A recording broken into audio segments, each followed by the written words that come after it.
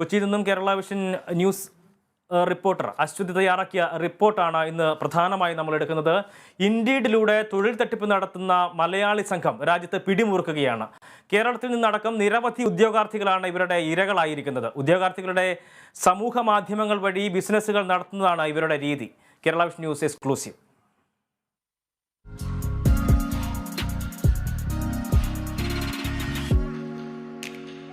അപ്പോൾ അവരോട് പറയുക നാളെ പോയിട്ട് സെക്കൻഡ് സിറ്റിങ്ങിന് ഒരു ടിക്കറ്റ് എടുക്കാൻ പറയുക. നമ്മൾ ഇപ്പൊ അവർക്ക് വേണ്ട സെക്കൻഡ് സിറ്റിങ്ങിനുള്ള ടിക്കറ്റിനുള്ള ഫണ്ട് നമ്മൾ അയച്ചുതരാം. ടിക്കറ്റ്സ് ഒക്കെ പറഞ്ഞിട്ടുണ്ടായിരുന്നില്ലേ? അപ്പൊ അതെങ്ങനെയായിരിക്കും? അത് ഏത് പബ്ബായിരിക്കും ചോദിച്ചത്. അവർക്ക് ഇങ്ങനെ അവര് ഇഷ്ടത്തിന് ഒരെണ്ണം പറയാൻ പറ്റുമോ? നമ്മൾ ഒരു പബ്ബ് നമുക്ക് ടൈപ്പ് ആയിട്ടുള്ള ഒരു പബ്ബ് ഉണ്ട്. അത് ഇത്തിരി സ്റ്റാൻഡേർഡ് പബ്ബാണ്. പിന്നെ ഇത്തിരി ഇപ്പോൾ ക്യാസിനോയിലെ പബ്ബ് വേണം പറഞ്ഞാൽ നമുക്ക് എടുത്ത് കൊടുക്കാൻ പറ്റുമോ? നിരവധി തൊഴിലന്വേഷകരാണ് കേരളത്തിലുള്ളത്. പക്ഷേ ഈ വിഭാഗത്തെ സാമ്പത്തികമായി ചൂഷണം ചെയ്യുന്നതിന് ചിലർ തക്കം പാർത്തിരിക്കുന്നുണ്ട്. ഇത്തരം ചില യാഥാർത്ഥ്യങ്ങളെക്കുറിച്ചാണ് കേരള വിഷൻ അന്വേഷിക്കുന്നത്.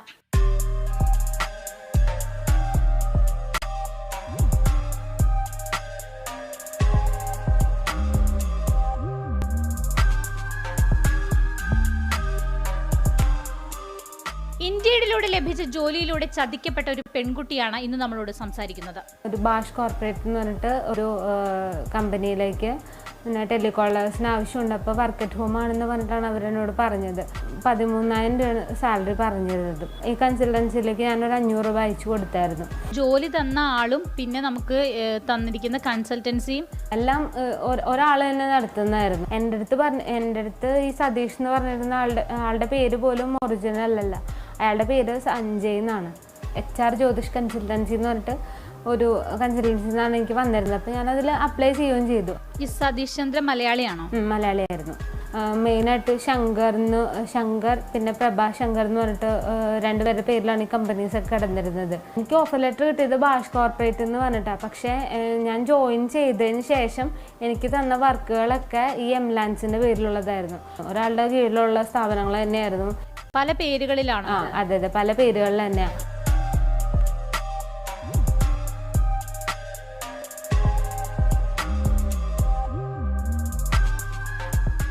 എനിക്ക് തന്നിരുന്ന വർക്ക് എന്ന് പറഞ്ഞിട്ടുണ്ടെങ്കിൽ ഈ ടൂറിസ്റ്റ് പാക്കേജുകളൊക്കെ അവരുടെ പോസ്റ്റേഴ്സ് തരും. അപ്പം എൻ്റെ സോഷ്യൽ മീഡിയ അക്കൗണ്ട്സ് വഴി തന്നെ ഞാനത് സ്പ്രെഡ് ചെയ്തിട്ട് അതിൽ നിന്ന് വരുന്ന കോൾസ് ഇവർക്ക് കൺവേർട്ട് ചെയ്ത് കൊടുക്കുക എന്നുള്ളതായിരുന്നു. 31-ാം തീയതി വൈകുന്നേരം ഒരു 4:30 ആയപ്പോഴത്തേക്കും കാവ്യ എന്ന് പറഞ്ഞിട്ടൊരു കുട്ടി വിളിച്ചിട്ടുണ്ടായിരുന്നു.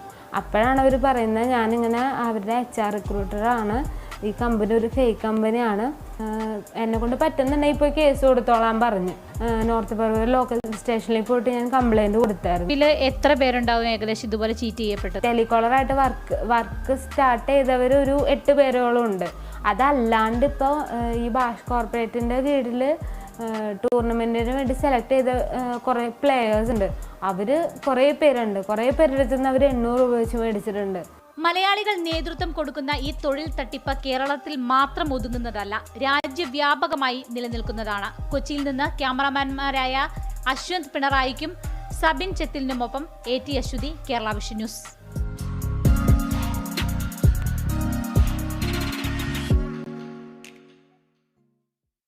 ഈ വാർത്ത റിപ്പോർട്ട് ചെയ്ത അശ്വതി തന്നെ ഇപ്പോൾ നമ്മോടൊപ്പം ഉണ്ട്. അശ്വതി, ഈ വലിയൊരു ഗുരുതരമായിട്ടുള്ളൊരു വാർത്ത തന്നെയാണ് ഇത്. അശ്വതിയുടെ വാർത്തയുടെ അവസാന ഭാഗത്ത് പറഞ്ഞതുപോലെ തന്നെ ഇത് കേരളത്തിൽ മാത്രം ഒതുങ്ങുന്ന ഒരു കാര്യമല്ല, രാജ്യവ്യാപകമായി തന്നെയുള്ളൊരു തട്ടിപ്പാണ്. ഈ തട്ടിപ്പിന് മലയാളികൾ നേതൃത്വം നൽകുന്നു എന്നതാണ് ഏറ്റവും ശ്രദ്ധേയമായിട്ടുള്ളൊരു കാര്യം. ഒപ്പം തന്നെ ഒരു മാർഗത്തിലൂടെയല്ല, വിവിധങ്ങളായിട്ടുള്ള മാർഗങ്ങളിലൂടെയാണ് ഇവർ ഈ തട്ടിപ്പ് നടത്തുന്നത് എന്നതും ഈ വാർത്തയുടെ പെൺകുട്ടിയുടെ പ്രതികരണങ്ങളിൽ നിന്ന് നമുക്ക് മനസ്സിലാകുന്നുണ്ട്. ഈ വാർത്തയുടെ കൂടുതൽ വിശദാംശങ്ങൾ എന്തൊക്കെയാണ്? ഈ വാർത്ത ഇത്തരത്തിലുള്ള തൊഴിൽ തട്ടിപ്പുകൾ ആദ്യമായിട്ടല്ല കേരളത്തിൽ നടക്കുന്നത്. പക്ഷേ ഇതിന് ഒരു പ്രത്യേകത എന്താണെന്ന് വെച്ചാൽ ഇത് നേരിട്ട് ആളുകളുടെ കയ്യിൽ നിന്ന്, ഇത്തരം ഉദ്യോഗാർത്ഥികളുടെ കയ്യിൽ നിന്ന് പണം വാങ്ങി മുങ്ങുന്നു എന്ന് മാത്രമല്ല, അവരുടെ സോഷ്യൽ മീഡിയ പ്ലാറ്റ്ഫോമുകൾ കൂടി ഇതിൽ ഉപയോഗിക്കുന്നു. ആ വിധത്തിൽ ഇവർക്ക് വലിയധികം മാനഹാനിയും അതുപോലെ തന്നെ സാമ്പത്തിക നഷ്ടവും ഉണ്ടാകുന്നു എന്നതാണ് ഇതിലെ ഒരു ചരിത്രം അല്ലെങ്കിൽ ഈ തട്ടിപ്പ് ഇങ്ങനെയാണ്. അതായത് ഇൻഡീഡ് വഴി വന്ന ഒരു ജോബ് ഓഫർ, അതിൻ്റെ പേരിൽ അപ്ലൈ ചെയ്തിട്ടാണ് ഈ യുവതി ഇതിൽ ജോലിയിൽ കയറിയത്. ഈ ജ്യോതിഷ് HR കൺസൾട്ടൻസി എന്ന് പറയുന്ന കൺസൾട്ടൻസി മുഖേനയാണ് കയറിയത്. അപ്പോൾ ഈ ജോലിക്ക് കയറിയപ്പോൾ 500 രൂപ കൺസൾട്ടൻസി ഫീസായിട്ട് നൽകി. ആദ്യം ജോലി കിട്ടിയത് ബാഷ് കോർപ്പറേറ്റ്സ് എന്ന് പറയുന്ന ഒരു സ്ഥാപനത്തിലാണ്. അവിടെ ടെലികോളർ ആയിട്ടായിരുന്നു ഈ യുവതിക്ക് ജോലി ലഭിച്ചിരുന്നത്. എന്നാൽ ജോലിക്ക് കയറിയതിന് ശേഷം ഓഫർ ലെറ്ററൊക്കെ കിട്ടി ജോലിക്ക് കയറിയതിന് ശേഷം എംലാൻസ് എന്ന കമ്പനിയിൽ, അത് ടൂറിസ്റ്റ് പാക്കേജസിൻ്റെ ഒരു കമ്പനിയാണ്. അതായത് ടൂറിസ്റ്റുകളെ ആകർഷിച്ച് അവർക്ക് വേണ്ടി പ്രത്യേക പാക്കേജുകൾ ഒരുക്കുന്ന ഒരു കമ്പനിയാണ് എംലാൻസ് എന്ന് പറയുന്നത്. ഈ കമ്പനിയിലാണ് ആദ്യമായി ജോലി ചെയ്യേണ്ടി വന്നത്. ഈ എംലാൻസിൻ്റെ ബ്രോഷറുകളും മറ്റും സ്വന്തം പ്ലാറ്റ്ഫോമുകളിലൂടെ, സോഷ്യൽ മീഡിയ പ്ലാറ്റ്ഫോമുകളിലൂടെ മറ്റുള്ളവരിലേക്ക് എത്തിച്ച് അവരിൽ നിന്ന് ടൂർ പാക്കേജിൽ വേണ്ട ആവശ്യമുള്ള ആളുകളെ ഇതിലേക്ക് കൊണ്ടുവരുന്നതായിരുന്നു ഈ യുവതിയുടെ ആദ്യം ലഭിച്ച ജോലി. ഇത് പ്രകാരം ഈ യുവതി ന്യൂ ഇയർ പ്രമാണിച്ചുള്ള ഒരു പാക്കേജിൻ്റെ ബ്രോഷറുകൾ തൻ്റെ സോഷ്യൽ മീഡിയ പ്ലാറ്റ്ഫോമുകൾ വഴി വിതരണം ചെയ്തു. അതിലൂടെ ഒരു 11 പേരടങ്ങുന്ന സംഘത്തെ ഈ യുവതിക്ക് ഈ ടൂറിന് പോകുന്നതിന് വേണ്ടി ലഭിക്കുകയാണ്. അങ്ങനെ ലഭിച്ചപ്പോൾ ഒരു ആൾക്ക് 2500 രൂപയാണ് ഇവർ ഇതിന് തുകയായിട്ട് പറഞ്ഞിരുന്നത്, ടൂറിൻ്റെ ഫീസായിട്ട് പറഞ്ഞിരുന്നത്. ആ നിർദ്ദേശം അനുസരിച്ച് ഒരു പകുതി, അതായത് 50% രൂപ ഇവർ ആദ്യം തന്നെ ഈ എംലാൻസിന് നൽകുകയുണ്ടായി. അതിനുശേഷം ഈ എംലാൻസ് കമ്പനി ജീവനക്കാരെ വിളിച്ചപ്പോൾ കിട്ടിയില്ല. അതായത് ടൂറിന് പോകേണ്ടത് ന്യൂ ഇയറിനായിരുന്നു, ഗോവയിലേക്കായിരുന്നു ആ ട്രിപ്പ് പ്ലാൻ ചെയ്തിരുന്നത്. പക്ഷേ തലേ ദിവസം മുതൽ ഈ ടൂറുമായി ബന്ധപ്പെട്ട കാര്യങ്ങൾ അന്വേഷിക്കുന്നതിന് വേണ്ടി വിളിച്ചപ്പോൾ ഇയാളെ കിട്ടുന്നുണ്ടായിരുന്നില്ല. പിന്നീട് തുടർന്ന് അങ്ങോട്ട് ഈ 11 അംഗ സംഘം, അതായത് ടൂറിന് പോകാൻ കരുതിയിരുന്ന ചെറുപ്പക്കാരായ 11 അംഗ സംഘം ഈ യുവതിയോട് ഈ റീഫണ്ട് ആവശ്യപ്പെടുകയായിരുന്നു. ഈ തുക, ഞങ്ങൾ അടച്ച തുക തിരികെ നൽകണമെന്ന് ആവശ്യപ്പെടുകയായിരുന്നു. അതനുസരിച്ച് ഈ യുവതി സ്വന്തം കയ്യിൽ നിന്ന് ഈ തുകയുടെ ഒരു പകുതിയോളം നൽകേണ്ടി വന്നു. ഈ തട്ടിപ്പ് നടത്തിക്കൊണ്ടിരുന്ന ആളുകളുടെ ഫോൺ ഇതുവരെ സ്വിച്ച് ഓഫ് ആണെന്നാണ് പറയുന്നത്. അതോടൊപ്പം തന്നെ ഇവർ അന്വേഷിച്ചപ്പോൾ ഇയാൾ പറഞ്ഞിട്ടുള്ള പേരുകളും അതുപോലെ തന്നെ ഈ കൺസൾട്ടൻസിയും ഈ ബാഷ് കോർപ്പറേറ്റ്സ് എന്ന് പറയുന്ന കമ്പനിയും ഒരാളുടെ പേരിൽ തന്നെയാണ്. ഇയാൾക്ക് പല തരത്തിലുള്ള കമ്പനികൾ ഉണ്ട്. അതോടൊപ്പം തന്നെ ഇയാളുടെ പേര് സതീഷ് ചന്ദ്ര എന്നാണ് പറഞ്ഞിരുന്നെങ്കിലും അതല്ല, സഞ്ജയ് എന്ന് പറയുന്ന ഒരു പേരിലാണ് ഇയാളുടെ യഥാർത്ഥ പേര് എന്നാണ് അറിയാൻ കഴിഞ്ഞത്. ഇയാൾ തിരുവനന്തപുരം സ്വദേശിയാണ്. ഒരു നിമിഷം തുടരുക. ഇപ്പോൾ ഈ തട്ടിപ്പിന് ഇരയായിട്ടുള്ള പെൺകുട്ടി തന്നെ ഇപ്പോൾ നമ്മോടൊപ്പം ചേരുകയാണ്. അവരുടെ പേര് നമുക്ക് പറയാൻ ബുദ്ധിമുട്ടുണ്ട്.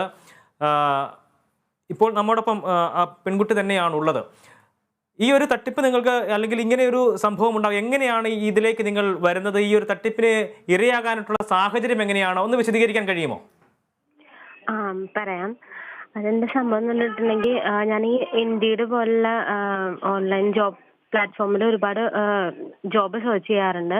അപ്പം അങ്ങനെ സെർച്ച് ചെയ്ത കൂട്ടത്തിൽ എനിക്ക് വന്നതാണ് ഇങ്ങനെ ജ്യോതിഷ് HR കൺസൾട്ടൻസിയിൽ നിന്ന് എനിക്കൊരു ജോബ് എൻ്റെ ഓഫർ വന്നിട്ടുണ്ടായിരുന്നു. അവരെന്നെ കോൺടാക്ട് ചെയ്തിട്ട് പറയുക ചെയ്തത് ഇങ്ങനെ ജസ്റ്റ് ഫോൺ കോൾ വഴിയുള്ള ഇൻ്റർവ്യൂ ആയിരിക്കും, ടെലികോളിംഗ് സെക്ഷനിലേക്കാണെന്ന് പറഞ്ഞു. അപ്പം അവരാ പറഞ്ഞ് വിളിച്ചതിന് ശേഷം ഒരു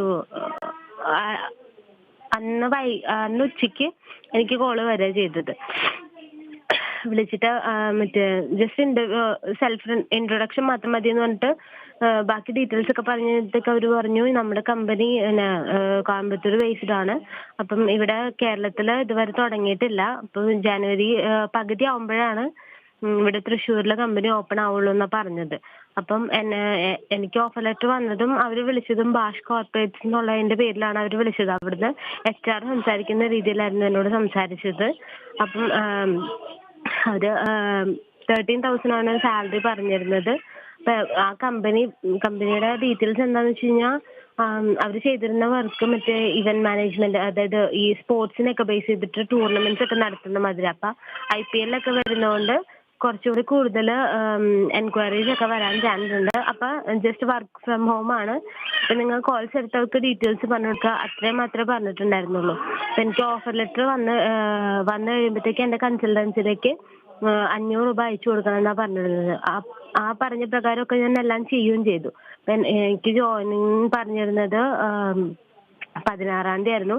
അതായത് December 16. പക്ഷെ അന്ന് ഞാൻ അങ്ങനെ അവർ വിളിച്ച് ചോദിച്ചപ്പോൾ അവർ പറഞ്ഞു നമുക്ക് December 19 തൊട്ട് വർക്ക് സ്റ്റാർട്ട് ചെയ്താൽ മതി എന്ന് പറഞ്ഞു. അപ്പോൾ ഫസ്റ്റ് അവരെനിക്ക് BCLന്റെ ഒരു ട്രാവൽ EMI കാർഡ് എന്ന് പറഞ്ഞിട്ട് ഒരു കാർഡ് എൻ്റെ പോസ്റ്റ് അയച്ചു തന്നിട്ട് അതെൻ്റെ സോഷ്യൽ മീഡിയ അക്കൗണ്ട്സ് വഴി പരമാവധി പബ്ലിഷ് ചെയ്യുക, അതിൽ നിന്ന് എൻക്വയറീസ് വന്നു കഴിഞ്ഞാൽ അത് വിളിച്ച് കൺവേർട്ട് ചെയ്യാനാണ് പറഞ്ഞിരുന്നത്. അപ്പൊ അതിൽ നിന്ന് അധികം ഒന്നും വന്നിട്ടുണ്ടായിരുന്നില്ല. പിറ്റേ ദിവസം മുതൽ വർക്ക് എനിക്ക് എംലാൻസ് എന്ന് പറയുന്ന ഒരു ടൂറിസ്റ്റ് കമ്പനിയുടെ പേരിലായിരുന്നു എനിക്ക് വന്നിരുന്ന പോസ്റ്റേഴ്സ് ഒക്കെ. അതായത് ഈ ഓരോ ടൂർ പാക്കേജസും കാര്യങ്ങളൊക്കെ. ഹലോ, തുടർന്നോളൂ. അപ്പം ആ പാക്കേജസിന്റെ ഡീറ്റെയിൽസ് ഒക്കെയാണ് വന്നിരുന്നത്. അപ്പൊ ഞാൻ ചോദിച്ചപ്പോ എന്നോട് പറഞ്ഞു നമ്മളിപ്പോ ഈ ഒരു പീരീഡില് ഈ എംലാൻസിന്റെ വർക്കുകളായിരിക്കും ചെയ്യുന്നത്, ഇത് കഴിഞ്ഞിട്ടാണ് സ്പോർട്സ് ടൂർണമെന്റ്സിന്റെ ബാഷ് കോർപ്പറേഷന്റെ കീഴിലുള്ളതൊക്കെ ചെയ്യുള്ളൂ എന്ന് എന്നോട് പറഞ്ഞിട്ടുണ്ടായിരുന്നത്. അപ്പൊ അതനുസരിച്ച് ഞാൻ എന്റെ സോഷ്യൽ മീഡിയ അക്കൗണ്ട്സിൽ തന്നെയാണ് ഞാൻ ഇട്ടിരുന്നത്. എന്റെ വാട്സപ്പ് സ്റ്റാറ്റസ് ആയിട്ടും ഇൻസ്റ്റാഗ്രാമിലൊക്കെയാണ് ഞാൻ പോസ്റ്റ് ചെയ്തിരുന്നത്. അപ്പൊ എന്റെ സ്വന്തം നമ്പറിൽ നിന്ന് തന്നെ അവരോട് ഞാൻ ചോദിച്ചു എന്റെ നമ്പർ തന്നെ വേണോ, കമ്പനി നമ്പർ ഉണ്ടോ എന്ന് ചോദിച്ചപ്പോഴത്തേക്ക് അവർ പറഞ്ഞു വേണ്ട, നിങ്ങളുടെ നമ്പറിൽ നിന്ന് തന്നെ ചെയ്താൽ മതി എന്ന്. അപ്പൊ അത് വെച്ചിട്ട് ഫസ്റ്റ് പോസ്റ്റർ വന്നിട്ട് എനിക്ക് ന്യൂ ഇയറില് ഗോവയിലേക്ക് പോകുന്നൊരു ട്രിപ്പ് ഉണ്ടായിരുന്നു, ഒരാൾക്ക് 2500 വെച്ചിട്ട്. അപ്പൊ അത് കണ്ടിട്ട് എന്റെ കോണ്ടാക്ടിലുള്ള ഒരാള് അതിന്റെ ഡീറ്റെയിൽസ് ചോദിച്ചിട്ട് അവർ ബുക്ക് ചെയ്തു. ഒരു 10 പേർക്കുള്ളത് അവർക്ക് വേണമെന്ന് പറഞ്ഞിട്ട് അവർ ബുക്കും കാര്യങ്ങളൊക്കെ ചെയ്തായിരുന്നു. അപ്പൊ അതിന്റെ പേയ്മെന്റ് ഒക്കെ ചെയ്തത് എന്റെ അക്കൗണ്ടിലേക്ക് ആയിരുന്നില്ല, ഈ സതീഷ് ചന്ദ്ര എന്ന് പറയുന്ന HR-ന്റെ അയാള് തന്നിരുന്ന അക്കൗണ്ടിലേക്കാണ് ചെയ്തിരുന്നത്. ഒരു നെബുല ക്ലൗഡ് ടെക്നോളജീസ് എന്ന് പറയുന്ന ഒരു നെയിമുള്ള അവരുടെ ഒഫീഷ്യൽ അക്കൗണ്ടിലേക്കാണ് ചെയ്യാൻ പറഞ്ഞിരുന്നത്. അപ്പൊ അവരത് ഡയറക്റ്റ് ആയിട്ട് അങ്ങോട്ടേക്കാണ് ചെയ്തിരുന്നത്. അപ്പൊ ഞാൻ ഒരു കാര്യം ചോദിച്ചോട്ടെ, ഇതിപ്പോ രണ്ട് കമ്പനികളാണല്ലോ. ആദ്യം നിങ്ങളെ ജോലിക്ക് എടുക്കുമെന്ന് പറഞ്ഞ ആ കമ്പനിയിലല്ല തുടർന്ന് നിങ്ങൾക്ക് ജോലി കിട്ടുമ്പോൾ നിങ്ങൾ ജോലി ചെയ്യേണ്ടി വന്നത്. അപ്പൊ ഈ രണ്ട് കമ്പനിയാണെന്ന് മനസ്സിലായി കഴിഞ്ഞപ്പോൾ അതിനകത്ത് ഒരു തരത്തിലുള്ള അസ്വാഭാവികതയും തോന്നിയില്ലേ? ഇല്ല, തോന്നിയില്ല. ഞാൻ അവരോട് ഞാൻ അതിന്റെ ഡീറ്റെയിൽസ് ചോദിച്ചപ്പോഴത്തേക്കും അവരിങ്ങനെയാണ് പറഞ്ഞത്. അപ്പം എനിക്ക് വേറെ പ്രത്യേകിച്ച് അവരുടെ അടുത്ത് എനിക്കൊരു മറ്റേ ഒരു ഫേക്ക്നെസ് ഫീൽ ചെയ്തില്ല. ഫസ്റ്റ് ഓഫ് ഓൾ ഇന്ത്യയുടെ പോലുള്ളൊരു ജോബ് പ്ലാറ്റ്ഫോമിൽ നിന്നൊക്കെ ഒരു ഫേക്ക് ആയിട്ടുള്ള ഒരു സ്ഥലത്തുനിന്ന് ഇങ്ങനെ ഒരു ഓഫർ വരുന്നുള്ള പ്രതീക്ഷയൊന്നും ഉണ്ടായിരുന്നില്ല. അതുകൊണ്ടാണ് ഞാൻ വിശ്വസിച്ചത്. പിന്നെ എങ്ങനെയാണ് ഇപ്പോൾ കൂടുതലായിട്ടുള്ള ഇരകളുണ്ടല്ലോ, അപ്പോൾ തട്ടിക്കപ്പെട്ടു, ഇത്തരത്തിൽ കബളിപ്പിക്കപ്പെട്ടു എന്ന് എങ്ങനെയാണ് മനസ്സിലായത്? മറ്റ് ഇങ്ങനെ കബളിപ്പിക്കപ്പെട്ട ആളുകളുമായിട്ട് എങ്ങനെയാണ് നിങ്ങൾക്കൊരു കോണ്ടാക്ട് അല്ലെങ്കിൽ ആ ഒരു രീതിയിലേക്ക് കാര്യങ്ങൾ വരുന്നത് എങ്ങനെയാണ്? ആ രീതിയിലേക്ക് വെച്ച് കഴിഞ്ഞാൽ ഇവരിപ്പോ ഫേക്ക് ആണെന്ന് ഞാൻ December 30 അറിയുന്നത്. അപ്പൊ ഈ 25,000 രൂപ ട്രാൻസ്ഫർ ചെയ്തതിനു ശേഷം പിന്നെ അവരെ വിളിച്ചിട്ട് കിട്ടുന്നുണ്ടായിരുന്നില്ല, ഫോൺ സ്വിച്ച് ഓഫ് ആയിരുന്നു. അപ്പം എന്നെ പിന്നെ എംലാൻസിന്റെ HR റിക്രൂട്ടർ എന്ന് പറഞ്ഞിട്ട് ഒരാൾ എന്നെ വിളിച്ചിട്ടുണ്ടായിരുന്നു. ഒരു പേര് വെളിപ്പെടുത്താൻ എനിക്ക് പറ്റില്ല. അപ്പൊ അവിടെ തന്നെ ഒരു പെൺകുട്ടിയാണ് വിളിച്ചിരുന്നത്. അപ്പൊ ആള് ജസ്റ്റ് ആദ്യം ഇങ്ങനെ ഒരു എൻക്വയറി മാത്രമേ ചോദിച്ചത്. അത് കഴിഞ്ഞിട്ടാണ് അവർ പറയുന്നത് ഈ കമ്പനി ഒരു ഫേക്കാണ്. അപ്പം ഇതേപോലെ തന്നെ വേറൊരു എന്നെ പോലെ തന്നെ വേറൊരു കുട്ടി ടെലികോളർ, ആ കുട്ടിയുടെ അടുത്ത് നിന്ന് എന്താ പറയാ കുറച്ച് പേര് ഇതുപോലെ ഗോവയ്ക്കുള്ള പാക്കേജ് ബുക്ക് ചെയ്തിട്ട് അവർ ഗോവയിലേക്ക് ചെന്ന് ഇറങ്ങി കഴിഞ്ഞ് ഇവരെ വിളിച്ചപ്പോഴാണ് ഇങ്ങനൊരു കമ്പനി ഇല്ലാന്നും ഇതൊക്കെ ഫേക്ക് ആയിരുന്നു എന്ന് അപ്പോഴാണ് അറിയുന്നത്. അവര് ഗോവയിലേക്ക് ചെന്ന് കഴിഞ്ഞ ശേഷം ഈ പാക്കേജ് കൊടുക്കുന്ന സമയത്ത് ഈ പാക്കേജ് കൊടുക്കുമ്പോൾ ടിക്കറ്റ് ഉൾപ്പെടെയുള്ള കാര്യങ്ങളല്ലേ കൊടുക്കുന്നത്? അത് അവിടെ ചെന്നിട്ടുള്ള സ്റ്റേയുടെ കാര്യങ്ങൾ മാത്രമാണ് കൊടുത്തോണ്ടിരുന്നത്? അല്ല, ടിക്കറ്റ് ഉൾപ്പെടെയുള്ള കാര്യങ്ങൾ. അപ്പൊ ഇവരെന്താ ചെയ്തെന്ന് പറഞ്ഞിട്ടുണ്ടെങ്കിൽ ബുക്കിംഗ് ഡീറ്റെയിൽസ് ചോദിക്കുമ്പോൾ ഇവർ പറഞ്ഞിരുന്നത് അത് ഞങ്ങൾ അയച്ചു തരാം, അല്ലെങ്കിൽ ഞങ്ങൾ ഗോവയിലുണ്ട്, അപ്പൊ നിങ്ങൾ ധൈര്യമായിട്ട് ട്രെയിനിൽ കയറി പോന്നോളൂ, അപ്പൊ ബാക്കി ഡീറ്റെയിൽസ് ഒക്കെ അവിടെ വന്നു കഴിഞ്ഞിട്ട് തരാന്നുള്ള രീതിയിൽ ഇവർ സംസാരിക്കുമ്പോൾ തന്നെ നമുക്ക് അങ്ങനെ വേറെ തോന്നില്ല. അത് വിശ്വസിച്ചാണ് ഈ പറയുന്ന പോലെ ഞാൻ ബുക്ക് ചെയ്ത പിള്ളേരല്ല, വേറൊരാൾ ചെയ്തിരുന്നിടത്തുനിന്ന് ആ പിള്ളേർ അങ്ങനെ പോയത്. അവിടെ ചെന്നതിന് ശേഷമാണ് ഇവർ ഫേക്ക് ആണെന്ന് അറിയുന്നത്. അപ്പൊ ആ പെൺകുട്ടി എന്നെ വിളിച്ചിട്ടാണ് പറഞ്ഞത് ഇവരിങ്ങനെ ഒരു ഫേക്ക് കമ്പനിയാണ്, അപ്പൊ ഇവരിത് മാത്രമല്ല നമ്മൾ വിളിച്ച കൺസൾട്ടൻസ് ഉൾപ്പെടെ ഇവരുടെ ഗാങ്ങിലുള്ള തന്നെയാണ് എന്നുള്ള കാര്യമൊക്കെ ഞാൻ അപ്പോഴാണ് അറിയുന്നത്. പക്ഷെ ഞാൻ അറിഞ്ഞ അന്ന് തന്നെ ഞാനൊരു 4:30 അറിഞ്ഞു. ഞാനൊരു 7 മണിയാകുമ്പോഴത്തേക്കും അന്നത്തെ ദിവസം തന്നെ ഞാൻ നോർത്ത് പറവൂരുള്ളത്. അപ്പം പറവൂര് ലോക്കൽ സ്റ്റേഷനിൽ പോയി കംപ്ലൈന്റ് കൊടുക്കുകയും ചെയ്തിട്ടുണ്ടായിരുന്നു. അപ്പോൾ അതിനുശേഷം പിന്നെ നടപടികളൊന്നും ഉണ്ടായിട്ടില്ല? ഇല്ല ഇതുവരെ നടപടികളൊന്നും ഉണ്ടായിട്ടില്ല. കേരളത്തിൽ മാത്രമേ ഉള്ളൂ ഇത്തരത്തിൽ ഇരകളായിട്ടുള്ള ആളുകളുള്ളത്? അത് കേരളത്തിന് പുറത്തുണ്ടോ? കേരളത്തിന് പുറത്തുണ്ട്. ഇപ്പം എനിക്ക് ഓഫർ ലെറ്റർ വന്നിരുന്നത് ബാഷ് കോർപ്പറേഷൻ എന്നുള്ളതിന്റെ പേരിലായിരുന്നു. അപ്പൊ അത് വെച്ചിട്ട് ഇൻസ്റ്റാഗ്രാമിൽ അവരുടെ ഡീറ്റെയിൽസ് ചെക്ക് ചെയ്തപ്പോഴത്തേക്കും കുറെ ഫോളോവേഴ്സ് ഒക്കെ ഉണ്ടായിരുന്നു. അപ്പൊ അതിലൊരാളായിട്ട് ജസ്റ്റ് ഇങ്ങനെ സംസാരിച്ച് നോക്കിയതാ.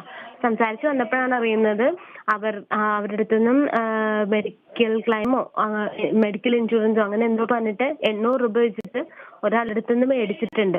അപ്പൊ അവരോട് ടൂർണമെന്റ് തുടങ്ങുമെന്ന് പറഞ്ഞിരുന്നത് ഡിസംബറിലായിരുന്നു. പിന്നെ അതിക്ക് ശേഷം അതായത് ഈ 800 രൂപ അവർ ക്രെഡിറ്റ് കൊടുത്തു കഴിഞ്ഞതിന് ശേഷം അവർക്ക് പിന്നെ ഒരു മെമ്മോ വന്നിട്ടുണ്ടായിരുന്നു. അതായത് ഇത് പോസ്റ്റ്പോൺ ചെയ്തു. ഒരു നിമിഷം ലൈനിൽ തുടരണം. ഇപ്പോൾ സൈബർ നിയമവിദഗ്ധനായിട്ടുള്ള ജിയാസ് ജമാൽ നമ്മോടൊപ്പം ചേരുകയാണ്. ശ്രീ ജിയാസ് ജമാൽ, ഈ ഒരു വിഷയം അത് തട്ടിപ്പിന്റെ പുതിയ തലങ്ങൾ ഓരോ ദിവസം ചെല്ലുന്തോറും നമ്മൾ കണ്ടുകൊണ്ടിരിക്കുകയാണ്. സൈബർ തട്ടിപ്പുകൾക്ക് നിരവധി ഉണ്ടായിട്ടുണ്ട്. പക്ഷേ ഇതിന്റെ വേറൊരു തലമുണ്ടല്ലോ. താങ്കൾ ഈ ഒരു കാര്യം മനസ്സിലാക്കുമ്പോൾ എങ്ങനെയാണ് ഇതിന്റെ ഒരു അവസ്ഥ നമുക്ക് ഒന്ന് പറയാൻ കഴിയുക? അതായത് നിരവധി ആളുകളാണ് ഓരോ ദിവസവും പുതിയ രീതിയിലുള്ള തട്ടിപ്പുകളിലേക്ക് അകപ്പെട്ടുകൊണ്ടിരിക്കുന്നത്. അപ്പോൾ നമ്മൾ ജോലി അന്വേഷിച്ച് നടക്കുന്ന ഒരുപാട് ആളുകൾ ഇത്തരം പല രീതിയിലുള്ള തട്ടിപ്പുകൾ ഓരോ ദിവസവും നമ്മുടെ കേരളത്തിലും പുറത്തുകാരുടെ ഇതിന് പെട്ടുപോകുന്നുണ്ട്. അപ്പൊ ഇതിനകത്ത് മനസ്സിലാക്കേണ്ട ഒരു കാര്യം, നമ്മൾ ഈ പറഞ്ഞ പോലെ പലതരത്തിലുള്ള ഇൻഡീഡ് പോലുള്ള പ്ലാറ്റ്ഫോമുകളിലും അല്ലെങ്കിൽ OLX അടക്കം ജോബിന്റെ പരസ്യങ്ങൾ കാണാറുണ്ട്. ഈ ജോബിന്റെ പരസ്യങ്ങൾ കണ്ട് നമ്മൾ തുടക്കം ചെറിയൊരു എമൗണ്ട് മേടിക്കുന്ന സമയത്ത് ഇപ്പൊ നമ്മളെല്ലാവരും വിചാരിക്കും ഏറ്റവും ചെറിയ തുക വെച്ചിട്ട് നമ്മൾ ജോലി നമുക്ക് കിട്ടുമ്പോൾ വേറെ നമ്മൾ വിശ്വസിക്കാതിരിക്കാൻ വേറെ നിവൃത്തിയില്ല. കാരണം വലിയ തുകയൊന്നും ആരും ചോദിക്കുന്നില്ല. അപ്പൊ അതിൽ നമ്മൾ ചെന്ന് ചാടി അടുത്ത സ്റ്റെപ്പിൽ ഇവർ ചെയ്യുന്ന രീതി എന്ന് പറഞ്ഞു കഴിഞ്ഞാൽ നമ്മളിപ്പോ ഈ തട്ടിപ്പിൽ നമ്മൾ പറഞ്ഞതുപോലെ തന്നെ ഏതെങ്കിലും ചെറിയൊരു ടാസ്ക് അവർക്ക് അസൈൻ ചെയ്ത് കൊടുക്കുക അല്ലെങ്കിൽ അവർക്ക് ജോലി കൊടുക്കുകയോ ചെയ്തു കഴിഞ്ഞാൽ ഇവര് ഒരു അറിഞ്ഞോ അറിയാതെ ഈ തട്ടിപ്പിന്റെ ഭാഗമായി ചെയ്യണം. അതായത് ഈ ഒരു സംഘത്തിന്റെ വലയിലേക്ക് ഈ പെട്ടുപോവുകയാണ് ചെയ്യുന്നത്. കാരണം നമ്മൾ നിരവധിയായിട്ടുള്ള ആളുകളെ നമ്മുടെ സുഹൃത്തുക്കളെയും ബന്ധുക്കളെയും പോലെ പൊതുജനങ്ങളെ അടക്കം ഇത്തരം സ്കീമുകളിലേക്ക് അല്ലെങ്കിൽ ഇതുപോലത്തെ ടൂർ പാക്കേജ് പോലെ അല്ലെങ്കിൽ ഏതെങ്കിലും ഇവർ പറയുന്ന പോലെ തട്ടിപ്പിലേക്ക് നമ്മൾ ഇതിനകത്തേക്ക് കൊണ്ടുവരികയും അവരുടെ പണം മേടിച്ച് നമ്മൾ ഇവർക്ക് അയച്ചു കൊടുക്കുകയും ചെയ്യും. യഥാർത്ഥത്തിൽ നമുക്ക് പണം തിരിച്ചു കിട്ടാത്തതിന്റെ ഒപ്പം തന്നെ നമ്മൾ ഈ തട്ടിപ്പിൽ ഭാഗമാവുന്നതിന് കൂടെ നമ്മൾ ഈ കേസുകളെല്ലാം പ്രതിയാവുകയും ചെയ്യും. അപ്പോൾ ഇത് ജോലി അന്വേഷിച്ച് പോകുന്ന ആളുകൾ ഏത് സ്ഥാപനമാണ് നമുക്ക് ജോലി തരുന്നത് അല്ലെങ്കിൽ ഏത് കൺസൾട്ടൻസിയാണ് നമുക്ക് ജോലി തരുന്നത് അല്ലെങ്കിൽ വാഗ്ദാനം ചെയ്യുന്ന അടക്കം ഇവരുടെ വ്യക്തമായ വിവരങ്ങളില്ലാതെ ആർക്കും പണം കൊടുക്കുവാനോ അല്ലെങ്കിൽ ഏതെങ്കിലും തരത്തിൽ ജോലിയിൽ പെട്ടുപോകാതിരിക്കാനോ നമ്മൾ ശ്രമിക്കുക. കാരണം എന്താണെന്ന് വെച്ച് കഴിഞ്ഞാൽ ഇവിടെ നമ്മൾ ഹാൻഡിൽ ചെയ്യുന്ന മിക്ക കേസുകളിലും സംഭവിക്കുന്നത് പോലീസ് അന്വേഷണം എവിടെയും എത്താറില്ല. അതിന്റെ കാരണം അവർ പറയുന്നത് നോർത്ത് ഇന്ത്യയിലാണ് അല്ലെങ്കിൽ തമിഴ്നാട്ടിലാണ് ഇത്തരം ആളുകളിലേക്ക് എത്തിപ്പെടാൻ പറ്റുന്നില്ല, കൊടുത്തിരിക്കുന്ന നമ്പറുകൾ മിക്കതും സ്വിച്ച് ഓഫ് ആണ്, അല്ലെങ്കിൽ അതിന്റെ അഡ്രസ്സ് അന്വേഷിച്ച് കണ്ടെത്തുമ്പോൾ വേറെ ഏതെങ്കിലും ആളുടെ പേരിൽ എടുക്കുന്ന പ്രൂഫിൽ എടുത്ത സിം കാർഡ് ആയിരിക്കും. അപ്പൊ ഞങ്ങൾക്ക് കണ്ടെത്താൻ പറ്റുന്നില്ല എന്നാണ്. പക്ഷെ ഇവർ എങ്ങോട്ടാണ് ഈ തട്ടിപ്പിലൂടെ സമാഹരിച്ച പണം പോകുന്നത് എന്നുള്ളത് കണ്ടുപിടിച്ചാൽ തന്നെ യഥാർത്ഥത്തിൽ ആരാണ് ഇതിന്റെ പിന്നിൽ നിന്നുള്ളത് കണ്ടുപിടിക്കാൻ പറ്റും. ഒരു വലിയൊരു സംഘം തന്നെ ഇപ്പോൾ ചെറിയ രീതിയിലുള്ള ഒരു കാര്യങ്ങൾ മാത്രമല്ല ഇവർ ചെയ്തുകൊണ്ടിരിക്കുന്നത്, വളരെ വ്യാപകമായിട്ടുള്ള പല രീതിയിലുള്ള തട്ടിപ്പുകൾ ചെയ്യുന്നതെല്ലാം ഈ ഒരു സംഘം തന്നെയാണ്. അപ്പൊ പല പേരുകളിലും വെബ്സൈറ്റുകളോ അല്ലെങ്കിൽ ഏതെങ്കിലും ഇത്തരം പരസ്യങ്ങൾ കണ്ടു കഴിഞ്ഞാൽ നിങ്ങൾ അതിന്റെ കറക്റ്റ് നിജസ്ഥിതി എന്താണ് അല്ലെങ്കിൽ പിന്നിൽ ആരാണ് പ്രവർത്തിക്കുന്നത് എന്നുള്ള ഇതിന്റെ രജിസ്ട്രേഷനും ബന്ധപ്പെട്ട കാര്യങ്ങളെല്ലാം മനസ്സിലാക്കിയിട്ട് വേണം ഇത്തരം കാര്യങ്ങളിലേക്ക് എത്തിപ്പെടാൻ. പിന്നെ അങ്ങ് ഒരു കാര്യം മനസ്സിലാക്കണം. ഇപ്പോൾ ഈ നമ്മൾ അല്പസമയത്തിന് മുമ്പ് നമ്മോട് പ്രതികരിച്ച ആ പെൺകുട്ടി പറഞ്ഞൊരു കാര്യം, ഇൻഡീഡ് പോലുള്ള ഒരു സംവിധാനത്തിനകത്തുനിന്ന് ഇത്തരത്തിലുള്ള ഫേക്ക് ആയിട്ടുള്ള സംഭവങ്ങളൊന്നും നമ്മൾ പ്രതീക്ഷിക്കുന്നില്ലല്ലോ എന്നുള്ള ആ ഒരു പ്രതികരണമാണ്. ഒരുപക്ഷെ ആ ഒരു വിശ്വാസമാണ് ഇവിടെ മുതലെടുക്കപ്പെടുന്നതെന്നാണ് തോന്നുന്നത്. ഇല്ല, ഒരിക്കലും ഇപ്പൊ നമുക്ക് ഇൻഡീഡ് പോലെ അല്ലെങ്കിൽ OLX ലൊക്കാൻഡോയിൽ വരെയും പലതരത്തിലുള്ള ഇത്തരം ഒരു പരസ്യങ്ങൾ കാണാം. അപ്പൊ ആർക്ക് വേണമെങ്കിലും, എനിക്കോ നിങ്ങൾക്കോ ഈ പറഞ്ഞ പോലെ ഉദ്യോഗാർത്ഥികൾക്കോ ആർക്ക് വേണമെങ്കിലും ഇത്തരം ഒരു പ്രൊഫൈലുകൾ ക്രിയേറ്റ് ചെയ്യാം. അപ്പോൾ ഇതിൽ യഥാർത്ഥത്തിൽ ഒറിജിനൽ ആണെന്ന് ആർക്കും വെരിഫൈ ചെയ്യാനുള്ള സംവിധാനം അതിനകത്തില്ല. ഇൻഡീഡിലാണെങ്കിൽ പോലും അല്ലെങ്കിൽ OLXലാണെങ്കിലും നമുക്ക് റിപ്പോർട്ട് ചെയ്യാനുള്ള ഒരു ഓപ്ഷൻ ഉണ്ട്. എന്നിരുന്നാൽ പോലും അത് കറക്റ്റ് ആയിട്ടുള്ള ഇതിൽ പോരില്ല. അപ്പൊ അതുകൊണ്ട് തന്നെ ഒരിക്കലും ഏതെങ്കിലും ഒരു നമുക്ക് വിശ്വാസമുള്ള ഒരു പ്ലാറ്റ്ഫോം ആണെന്ന് കരുതി അതിൽ കാണുന്ന എല്ലാ പരസ്യങ്ങളും ജെന്യുവൻ ആണെന്നുള്ള രീതിയിൽ നമ്മൾ ഇടപെടാൻ പാടില്ല എന്നുള്ളത് തന്നെയാണ് മനസ്സിലാക്കേണ്ടത്. ഏതൊരു തട്ടിപ്പും നമ്മളുടെ ഏതെങ്കിലും അറിവോ സമ്മതമോ അല്ലെങ്കിൽ നമ്മുടെ ആ ഒരു താല്പര്യത്തിൽ മാത്രമേ നമ്മൾ ഇതിനകത്ത് വീണു പോവുകയുള്ളൂ. പല ആൾക്കാർക്കും പറ്റുന്നതാണ്. ഒരുപാട് എഡ്യൂക്കേഷൻ ഉണ്ടായിട്ടും എന്തൊക്കെയാണെങ്കിൽ പോലും ബേസിക് ആയിട്ടുള്ള ഒരു തട്ടിപ്പുകാരുടെ രീതി മനസ്സിലാക്കുകയും ഓരോ ദിവസവും പല രീതിയിലുള്ള വാർത്തകൾ നമ്മൾ കാണുന്നുണ്ട്. പക്ഷെ പല ആൾക്കാരും ഇത് അവരുടെ മനസ്സിലേക്കോ അല്ലെങ്കിൽ അവരുടെ ഒരു ഇതിലേക്ക് കാഴ്ചയിലേക്ക് എത്തിപ്പെടാൻ പറ്റാറില്ല. അപ്പൊ അതുകൊണ്ട് തന്നെ ഒരിക്കലും ഇത്തരം പരസ്യങ്ങൾ കണ്ട് നമ്മൾ വിശ്വസിക്കരുത്. കാരണം പോലീസിന്റെ അടുത്ത് നമ്മളൊരു പരാതി ഇട്ട് ചെല്ലുമ്പോൾ അവർ പറയുന്നത് ഇത്രയും വിദ്യാഭ്യാസമുള്ള നിങ്ങൾ എന്തുകൊണ്ട് ഇതിൽ ചെന്ന് ചാടി എന്നുള്ളതാണ്. അത് മാത്രമല്ല, ചിലപ്പോൾ ഈ പറഞ്ഞ പോലെ ഏതെങ്കിലും തരത്തിലുള്ള കളിയാക്കലുകളോ സുഹൃത്തുക്കളോ ബന്ധുക്കളോ ഒക്കെ നമ്മളെ കളിയാക്കണതുകൊണ്ടും പലരും പരാതിപ്പെടാറില്ല. പക്ഷെ പരാതിയായിട്ട് മുന്നോട്ട് പോയി കഴിഞ്ഞതിന്റെ നിയമ നടപടിക്ക് കറക്റ്റ് ആയിട്ടുള്ള രീതിയിൽ നമ്മൾ സഹകരിച്ചു കഴിഞ്ഞാൽ തീർച്ചയായും പോലീസിന് അത് കണ്ടെത്താവുന്നതാണ്.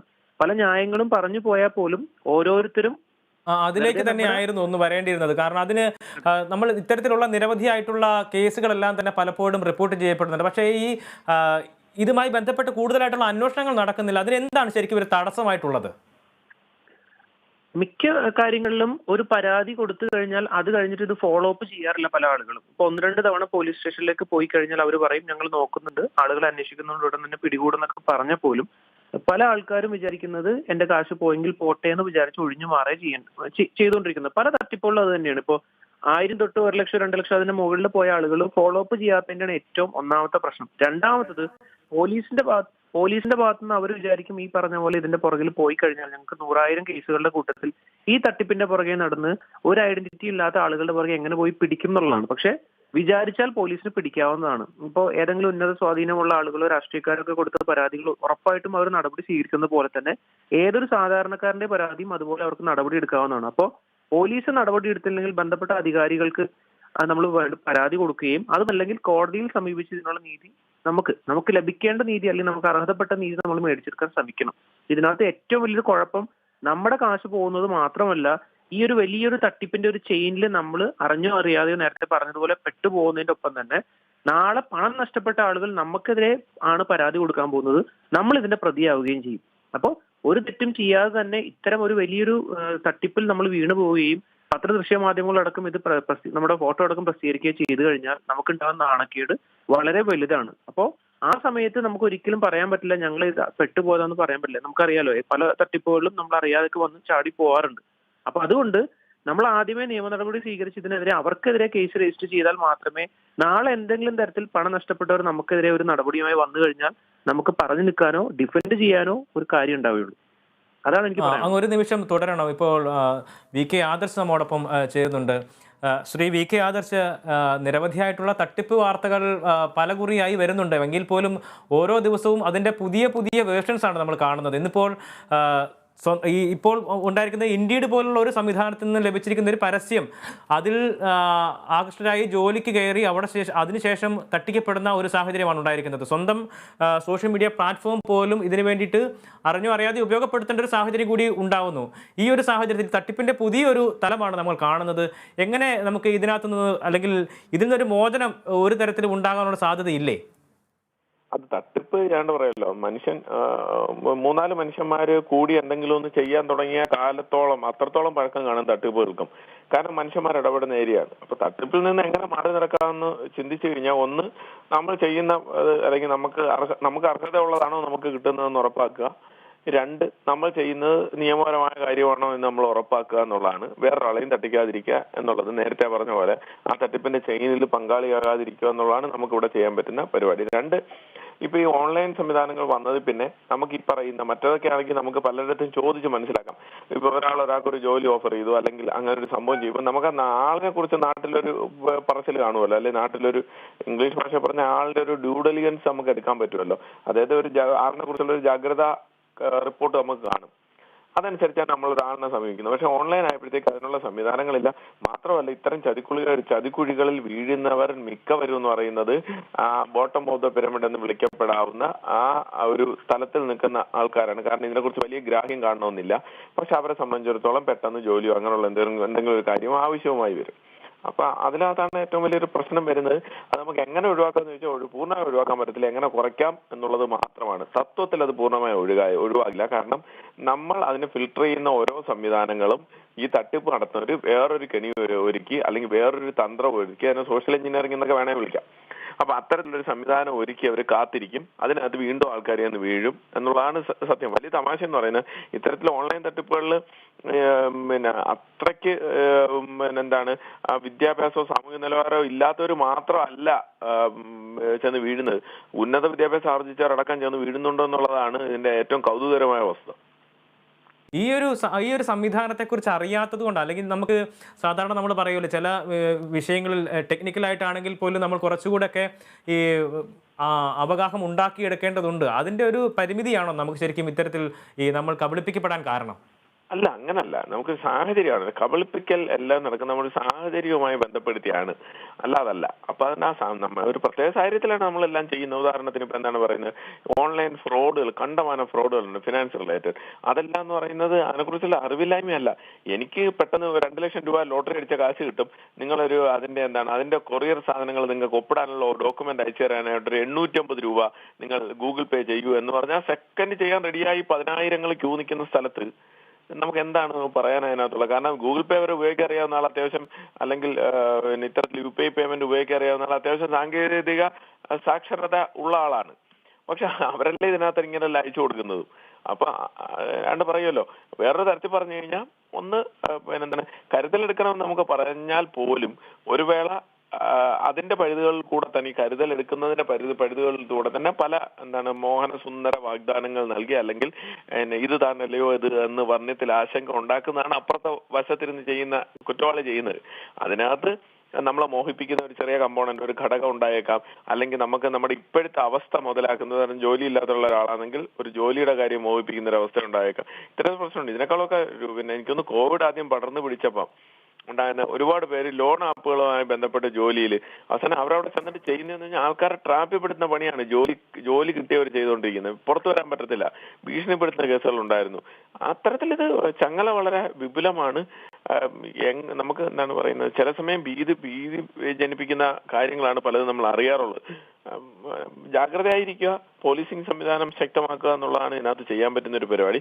ഓവർ പോലീസിംഗ് ആയിക്കഴിഞ്ഞാലുള്ള പ്രശ്നം നമ്മുടെ സ്വകാര്യത പോകുമെന്നുള്ളതും പോലീസ് ഈ ഒരു സംവിധാനത്തെ വലിയൊരു മർദ്ദനോപകരണമാക്കി മാറ്റുമെന്നുള്ളതാണ്. അതുകൊണ്ട് തന്നെ നമുക്ക് ടൈറ്റൻ ചെയ്യാം. അതങ്ങ് പോലീസിംഗ് ഉപയോഗിച്ച് നല്ലതുപോലെ ടൈറ്റൻ ചെയ്യാൻ നമുക്ക് പറയാം. പക്ഷെ അത് അങ്ങേയറ്റം ചെയ്തു കഴിഞ്ഞാൽ ഒരു പ്രശ്നം എന്ന് പറയുന്നത് ഒരു പോലീസിംഗ് സ്റ്റേറ്റായി മാറും. ആവശ്യത്തിനും അനാവശ്യത്തിനും ഒക്കെ നമ്മുടെ ഓൺലൈൻ ഇടങ്ങളിലും നമ്മുടെ സൈബർ സ്പേസിലും പോലീസുകാർ ആവശ്യമില്ലാതെ നിറങ്ങുന്നതിനായിരിക്കും ഇടവരുത്തുന്നത്. അതൊരു പുരോഗമന സൊസൈറ്റിക്ക് ഒട്ടും നല്ലതല്ല. ഒരുപക്ഷെ ഈ ഒരു കരുതൽ ഒരു ജനാധിപത്യ സംവിധാനത്തിൽ ഉള്ളത് കൊണ്ടാവണം ഈ തട്ടിപ്പ് നടത്തുന്നവരും അത് മുതലാക്കുന്നത് എന്നുള്ളതാണ് നമുക്ക് പറയാൻ പറ്റുന്നത്. ഈ ഒരു വിഷയത്തിൽ ഞാൻ പ്രധാനമായിട്ട് ശ്രദ്ധിച്ച ഒരു കാര്യം എന്ന് പറഞ്ഞത്, ഈ തട്ടിപ്പിനിരയായ പെൺകുട്ടി അല്പസമയത്ത് മുമ്പ് പ്രതികരിച്ചത് ലിങ്ക്ഡിൻ പോലും, അല്ലെങ്കിൽ നമ്മൾ ഇൻഡീഡ് പോലുള്ള ഒരു സംവിധാനത്തിൽ നിന്നും ഒരിക്കലും ഇത്തരത്തിലുള്ളൊരു തട്ടിപ്പ് ഉണ്ടാകുമെന്ന് ഞങ്ങൾ പ്രതീക്ഷിക്കുന്നില്ലല്ലോ. അതുകൊണ്ടാണ് അവിടെ വന്ന ഒരു ജോബ് ഓഫറിൽ നമ്മൾ അതിന് അനുകൂലമായിട്ടുള്ളൊരു നടപടിയിലേക്ക് നമ്മൾ പോകുന്നത്, അപേക്ഷിക്കുന്നത്. അവരവിടെ നിന്ന് നമുക്ക് തരുന്ന കാര്യങ്ങളെല്ലാം, നിർദ്ദേശങ്ങളെല്ലാം നമ്മൾ പാലിക്കുന്നത്. അപ്പോൾ ഈ ഇൻഡീഡ്, ലിങ്ക്ഡിൻ തുടങ്ങിയ സംവിധാനങ്ങളൊക്കെ വരുമ്പോൾ അതിന് ജനങ്ങൾക്കുള്ള ഇടയിലുള്ള ഒരു വിശ്വാസ്യത കൂടിയുണ്ട്. പക്ഷേ അവിടെ വരുന്ന കാര്യങ്ങളെല്ലാം തന്നെ ഫിൽട്ടർ ചെയ്യുന്നതിന് വേണ്ടിയുള്ള സംവിധാനം നമുക്ക് ഇല്ലാത്തത് ഒരു വലിയ തിരിച്ചടിയാവുന്നില്ലേ? ഈ ചോദ്യത്തിൽ തന്നെ ഏറ്റവും വലിയ അപകടം ഒഴിഞ്ഞിരിപ്പുണ്ട്. നിങ്ങൾ ഇത്തരത്തിലുള്ള ചോദ്യങ്ങളാണ് തട്ടിപ്പിന് വഴിയൊരുക്കുന്നത് എന്നുള്ള കാര്യത്തിൽ ഒരു സംശയമില്ല. കാരണം നിങ്ങളുടെ ചോദ്യം തന്നെ എന്താ, ലിങ്ക്ഡിൻ പോലത്തെ വിശ്വാസതയുള്ള അവര് പറഞ്ഞൊരു കാര്യമാണ്. ഞാൻ എന്റെ കാര്യമല്ല പറയുന്നത്, അതിന് തൊട്ട് മുമ്പ് പറഞ്ഞ കാര്യമാണ്. അല്ല, നിങ്ങളത് ചെയ്യാൻ നേരത്തോ നിങ്ങളത് സെക്കൻഡ് ചെയ്യാൻ നേരത്തോ ഉള്ള ഒരു അപകടം അതിനകത്തുണ്ട്. കേൾക്കുന്നവരെ സംബന്ധിച്ചിടത്തോളം ലിങ്ക്ഡിൻ ആയാലും ഫേസ്ബുക്ക് ആയാലും ട്വിറ്റർ ആയാലും ഇതൊരു പ്ലാറ്റ്ഫോമാണ്. ഉദാഹരണത്തിന് നെയ്യാറ്റിൻകര മാർക്കറ്റ്, അല്ലെങ്കിൽ Ernakulam market owned by government of Kerala അല്ലെങ്കിൽ സിറ്റി കോർപ്പറേഷൻ, അല്ലേ? അതായത് ഇതിനെല്ലാം മാർക്കറ്റ് പ്ലേസ് എന്നാണ് നമ്മൾ വിളിക്കുന്നത്. അപ്പൊ ലിങ്ക്ഡിൻ എന്ന് പറയുന്ന ഒരു ഓൺലൈൻ മാർക്കറ്റ് പ്ലേസ് ആണ്, ട്രസ്റ്റഡ് ആണ്. നെയ്യാറ്റിൻകര നഗരസഭയോ എറണാകുളം സിറ്റി കോർപ്പറേഷനോ അവിശ്വസിക്കേണ്ട ഒരു ആവശ്യമില്ല. പക്ഷെ അവിടെ മീൻ വിൽക്കാതിരിക്കുന്ന ആൾ അഴുകിയ മീൻ വിറ്റ് കഴിഞ്ഞാൽ എങ്ങനെയാണ് സിറ്റി കോർപ്പറേഷൻ ഉത്തരവാദിത്വം പറയേണ്ടി വരുന്നത്? കാരണം അതൊരു മാർക്കറ്റ് പ്ലേസ് ആണ്. ഈ ലിങ്ക്ഡിൻ എന്ന് പറയുന്ന ആ സ്ട്രക്ചറാണ് ലിങ്ക്ഡിൻ ചെയ്യുന്നത്. ലിങ്ക്ഡിനിൽ നാളെ ഞാനൊരു സ്ഥലത്ത് ജോലി ചെയ്യുന്ന ആളാണ്, എനിക്ക് ചിലപ്പോൾ കുറെ ഫ്രണ്ട്സ് ആണ്, അതിൻ്റെ ഇടയ്ക്ക് വിശ്വാസതയും കാണും. ഈ വിശ്വാസം ഞാൻ പതിയെ ഉണ്ടാക്കിക്കൊണ്ടിരിക്കും. കുറെ ആൾക്കാർ എൻ്റെ ഫ്രണ്ട്സ് ആവും. ചിലപ്പോൾ സമൂഹത്തിൽ അറിയപ്പെടുന്ന ആൾക്കാരൊക്കെ ലിങ്ക്ഡിനിൽ എൻ്റെ ഫ്രണ്ട്സ് ആയിരിക്കും. ഞാൻ പെട്ടെന്ന് ഒരു പോസ്റ്റ് ഇടുകയാണ്, ഞാൻ ജോലി ചെയ്യുന്ന സ്ഥാപനത്തിൽ, അല്ലെങ്കിൽ ഞാൻ ജോലി ചെയ്യുന്നെന്ന് തോന്നിപ്പിക്കുന്ന ഒരു സ്ഥാപനത്തിൽ 500 ഒഴിവുകൾ ഉണ്ടെന്ന് പറഞ്ഞൊരു പോസ്റ്റ് ഇട്ട് കഴിഞ്ഞാൽ അതിനകത്ത് ലിങ്ക്ഡിൻ എങ്ങനെയാണ് പ്രതിയാവുന്നത്? ഇനി ലിങ്ക്ഡിൻ പ്രതിയാകണം എന്ന് പറഞ്ഞ് നമ്മൾ എന്തെങ്കിലും നിയമം ഉണ്ടാക്കിയെന്നിരിക്കട്ടെ, അതെങ്ങനെയാണ്? അവര് പ്രതിയാകണമെന്നല്ല പറയുന്നത്, പക്ഷെ അവിടെ ഇടുന്ന കാര്യങ്ങളിനകത്തും ഒരു ഫിൽട്ടർ ചെയ്യുന്ന ഒരു സംവിധാനം വേണം. എന്ത് നിങ്ങൾ ഇപ്പോഴും നമ്മളെ കേരള വിഷനോ അല്ലെങ്കിൽ കേരളത്തിൽ ഇരുന്നോ കാണുന്ന പോലത്തെ ഒരു 700 കോടി ജനങ്ങളുള്ള ഒരു ലോകമാണ്.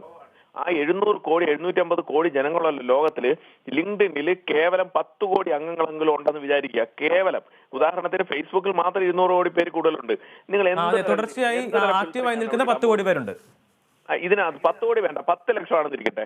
ഈ 10 ലക്ഷം ആൾക്കാർ തമ്മിൽ വിനിമയം ചെയ്യുന്ന ഒരു പ്ലാറ്റ്ഫോമിൽ നിങ്ങളാണ് ആ പ്ലാറ്റ്ഫോമിന്റെ ഓണറെങ്കിൽ നിങ്ങൾ എന്ത് എഞ്ചിനീയറിംഗ് സ്കിൽ ഉപയോഗിച്ചാലും എന്ത് തരം ഫിൽറ്ററിംഗാണ് ചെയ്യുന്നത്? ഫിൽറ്ററിംഗ് ചെയ്യുമ്പോൾ ഒരു അപകടം അവിടെ ഉണ്ട്. നാളെ കേരള വിഷന് ജെന്യുവിൻ ആയിട്ട് 10 ജേർണലിസ്റ്റുകളെ എടുക്കണമെങ്കിൽ ആ ജേർണലിസ്റ്റുകളെ എടുക്കണമെന്നുള്ള ആ റിക്വസ്റ്റ് അവിടെ അപ്ലോഡ് ചെയ്യുമ്പോൾ പോലും കുറെ ഫിൽറ്ററിംഗ് പ്രോസസ്സ് കഴിഞ്ഞിട്ടേ വരൂ.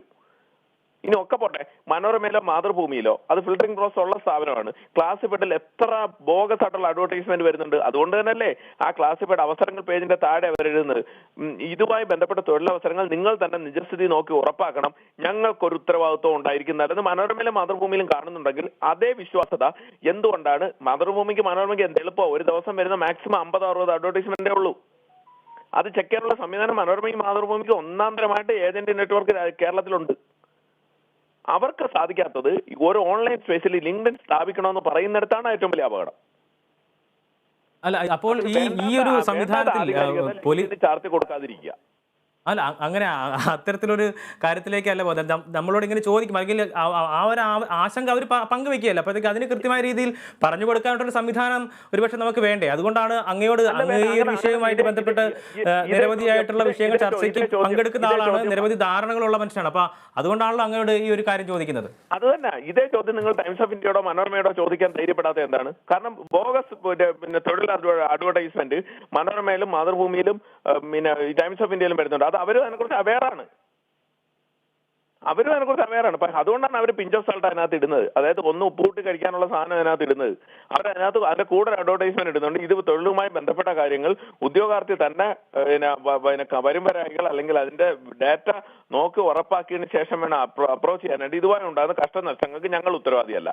അത് പ്രബലമായൊരു സ്ഥാപനം. ഒന്ന് ആലോചിക്കണം, മാക്സിമം 50 അഡ്വർടൈസ്മെന്റ്, 50 ഒന്നും വരത്തില്ല മാതൃഭൂമിയിൽ അല്ലെ മനോരമയിൽ. അപ്പൊ അതിനേക്കാൾ വലിയ ഒരു ക്യാൻവാസിന്റെ ആ ഒരു രീതി തന്നെയാണ് ഇവിടെയും നടക്കുന്ന കാര്യങ്ങൾ എന്ന് പറയുന്നത്. അത് തന്നെ. അപ്പൊ ലിങ്ക്ഡിനിലേക്ക് വരുമ്പോൾ സാധനത്തിന്റെ മൾട്ടിപ്ലിക്കേഷൻ ഫാക്ടർ എത്രയെന്ന് ആലോചിക്കുക. അപ്പൊ അതിനകത്ത് എന്തുതരം ലിങ്ക്ഡിൻ എന്തുതരം ഇതായിരിക്കണം? ആകെ ചെയ്യാൻ പറ്റുന്നതെന്ന് പറഞ്ഞാൽ IT ഇന്റർമീഡിയറി എന്നുള്ള രീതിയിൽ ഇവരെ അക്കൗണ്ടബിൾ ആക്കാൻ ഗവൺമെന്റ് ഓഫ് ഇന്ത്യക്ക്. പക്ഷെ ആ മൊമെന്റോട് കൂടി നിങ്ങൾ സോഷ്യൽ മീഡിയ കൊല്ലുന്നതെന്നും പറഞ്ഞ് അടുത്ത ആഴ്ച ഇതേ ചർച്ച ഇതേ ചാനൽ നടത്തുമെന്നുള്ള കാര്യത്തിൽ ഒരു സംശയമില്ല. ഈ ഓഡിറ്റിംഗുമായി ബന്ധപ്പെട്ട് ഉള്ള ചർച്ചകൾ വരുന്ന ആ സാഹചര്യമാണ് അങ്ങ് ചൂണ്ടിക്കാണിച്ചത്. ഈ ഓഡിറ്റിംഗുമായി ബന്ധപ്പെട്ട് വരുന്ന ചർച്ചയുടെ കാര്യമാണ് അങ്ങ് ചൂണ്ടിക്കാണിച്ചത്. അല്ല, ഞാൻ പറഞ്ഞില്ലേ, ഇതിനകത്തൊരു ടൈറ്റ് ഡ്രോപ്പ് എക്സർസൈസ് ആണ്. നിങ്ങൾക്ക് ഉദാഹരണത്തിന് നിങ്ങൾക്ക് അതിനെ ലിങ്ക്ഡിനെ നല്ലോണം സർക്കാർ വേണമെങ്കിൽ വലിച്ച്, അതായത് സർക്കാരിന്റെ ചരടിനകത്ത് നിർത്താം. പക്ഷെ ഒരു പ്രശ്നം എന്ന് പറയുന്നത് സ്വതന്ത്രമായി പ്രവർത്തിക്കേണ്ട മാധ്യമങ്ങളും സ്വതന്ത്രമായി പ്രവർത്തിക്കേണ്ട ഇത്തരത്തിലെ ഓൺലൈൻ പ്ലാറ്റ്ഫോമുകളും സർക്കാർ നിയന്ത്രണത്തിന്റെ കീഴിലാവും. അങ്ങനെ ആവാൻ നേരത്ത് ദൂരവ്യാപകമായി ഉള്ളതെന്ന് പറഞ്ഞാൽ സർക്കാർ അറിഞ്ഞോ അറിയാതെ സർക്കാരിന്റെ ഫിൽറ്ററിംഗ് ഇതിനകത്ത് നടക്കുമെന്നുള്ളതാണ്. ഒരു ജനാധിപത്യ സമൂഹത്തിൽ ഒരു കാരണം അനുപേക്ഷണീയവും അല്ല. അതെ അതെ.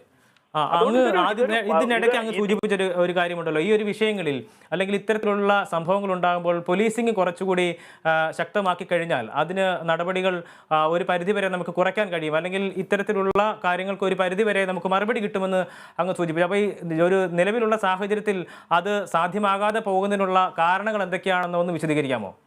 ഉദാഹരണത്തിന് ഒരു ചെറിയ കാര്യം പറയാം. രണ്ടുപേര് തമ്മിലുള്ള ഫോൺ കോള് റെക്കോർഡ് ചെയ്യാനായിട്ട് നിലവിൽ ഇന്ത്യയിൽ ഒരു നിയമമില്ല. പക്ഷെ നമ്മൾ റെക്കോർഡ് ചെയ്യപ്പെടുന്നുണ്ട്. ഒരു ക്രിമിനൽ ആക്ടിവിറ്റി നടന്നാൽ പോലും പോലീസിന് ഒരു സ്ഥലത്തെ ടെലിഫോൺ ടവർ മുഴുവൻ അരിച്ചു പറക്കാനുള്ള ഒരു പെർമിഷനും നിലവിൽ IT ആക്ടിലോ ഇന്ത്യൻ ടെലിഗ്രാഫ് ആക്ടിലോ ഇല്ല. പക്ഷെ നമ്മുടെ പോലീസ് ഇതെല്ലാം ചെയ്യുന്നുണ്ട്, നിയമം ഇല്ലാതിരുന്നിട്ട് കൂടി. അങ്ങനെയാണ് പല കേസിലും പ്രതികളെ അറസ്റ്റ് ചെയ്യുന്നത്. നമ്മൾ അറിഞ്ഞോ അറിയാതെ നമ്മളെ നാട്ടിൽ നടക്കുന്നുണ്ട്. നമ്മളെല്ലാം അഭിനന്ദിക്കുന്നുണ്ട് പോലീസിന്, പക്ഷെ നിയമരഹിതമാണ്. ഞാൻ പറഞ്ഞ നിലവിലുള്ള നിയമത്തിൽ പരിധികളില്ല, നിലവിലുള്ള നിയമത്തിൽ പ്രൊവിഷൻസ് ഇല്ലാതിരുന്നിട്ട് പോലെ പോലീസ് ഇതൊക്കെ ചെയ്യുന്നുണ്ട്. അപ്പൊ നമ്മൾ പറയുന്നത് പോലീസിന് പുതിയ എന്താണ് എല്ലിംഗ് കഷ്ണം ഇട്ടുകൊടുത്തു കഴിഞ്ഞാൽ നിങ്ങൾ അറിഞ്ഞോ അറിയാതെ നിങ്ങളെ ലിങ്ക്ഡിനിലും നിങ്ങളുടെ ഫേസ്ബുക്കിലും പോലീസ് അരിച്ചു പറക്കും. അതായത് നാളെ ഭരണകൂടത്തിനെതിരെയുള്ള ഒരു ഭരണകൂടത്തിനെതിരെയുള്ള സംസാരങ്ങൾ ഇത്ര സ്ഥലങ്ങളിൽ നടക്കണം. അത്ര സാധനങ്ങൾ നടക്കുന്നിടത്ത് പോലും പോലീസ് നുഴഞ്ഞു കയറുകയും ചുരുക്കം പറഞ്ഞാൽ ഇന്ത്യ ഒരു പോലീസിംഗ് സ്റ്റേറ്റായി മാറും. നിങ്ങളത് പറയുന്നത് നമുക്ക് ടൈറ്റ് ആക്കണം എന്ന് ഒരു വശത്ത് നമുക്ക് പറഞ്ഞുകൊണ്ടേയിരിക്കാം. പക്ഷെ ഒരു പ്രശ്നം എന്ന് പറയുന്നത് at the cost of personal liberty അല്ലെങ്കിൽ പേഴ്സണൽ ഫ്രീഡം എന്ന് പറയാൻ പറ്റുന്ന ഒരു സ്ഥാനത്തിലാണ് അവസാനം വന്ന് നിൽക്കുന്നത്. നമ്മൾ അതുകൊണ്ടാണ് ഇതൊരിക്കലും നിയമമായി വരാനായിട്ട് സുപ്രീം കോടതിയുടെ കർശന നിയമങ്ങൾക്കിടയിൽ പോകുന്നത്.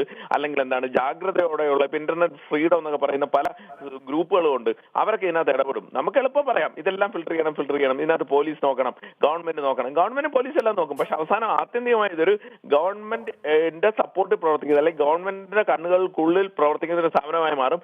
ഗവൺമെന്റിന് ഹിതകരമായി ഇത്തരത്തിലെ ഫ്രോഡ് പരിപാടി വരികയും ചെയ്യും. അതാണ് വലിയ തമാശ. അപ്പോൾ ഈ ഒരു വിഷയത്തിൽ ഈ തട്ടിപ്പിന് ഇരയായിട്ടുള്ള ആള് പറവൂർ സ്റ്റേഷനിൽ പരാതി കൊടുത്തിട്ടുണ്ട്. പക്ഷേ ഇതുവരെയും അതിനെ സംബന്ധിച്ചുള്ള ഒരു നടപടികളിലേക്കും പോലീസിന്റെ ഭാഗത്തു നിന്ന് നടപടികളൊന്നും തന്നെ ഉണ്ടായിട്ടില്ല. അപ്പോൾ ഇത്തരത്തിൽ തട്ടിപ്പുകൾ പെടുന്ന ആളുകളെ പിടിക്കുന്നതിന് വേണ്ടിയിട്ട് അല്ലെങ്കിൽ അത് വളരെ ശ്രമകരമായിട്ടുള്ളൊരു കാര്യമാണോ? ഇങ്ങനെ തട്ടിപ്പ് നടത്തുന്ന ആളുകൾക്ക് അവർ എപ്പോഴും ഒരു മറയത്തിരിക്കാൻ കഴിയുന്ന ഒരു സാഹചര്യം ഉള്ളത് കൊണ്ടാണ്, അല്ലെങ്കിൽ അവരൊരിക്കലും നമുക്ക് അങ്ങനെ കണ്ടെത്താൻ കഴിയാത്തൊരു സാഹചര്യമാണോ ഉള്ളത്? അതെ, ഇത്തരം നിങ്ങളിപ്പോ ചോദിച്ചത് വളരെ പ്രസക്തമായ ചോദ്യമാണ്. എന്തുകൊണ്ട് പോലീസ് ആക്ട് ചെയ്യുന്നില്ല? രണ്ട് കാരണം അവിടെ ഉള്ള. ഒന്നെന്ന് പറയുന്നത് അവിടെ പോലീസ് ഒന്നുകിൽ സാധാരണ നമ്മൾ കത്തിക്കുത്ത് കേസിലായാലും കൊടുത്തു കഴിഞ്ഞാൽ ചില കേസ് പോലീസ് ചിലപ്പോൾ ആക്ട് ചെയ്യത്തില്ല.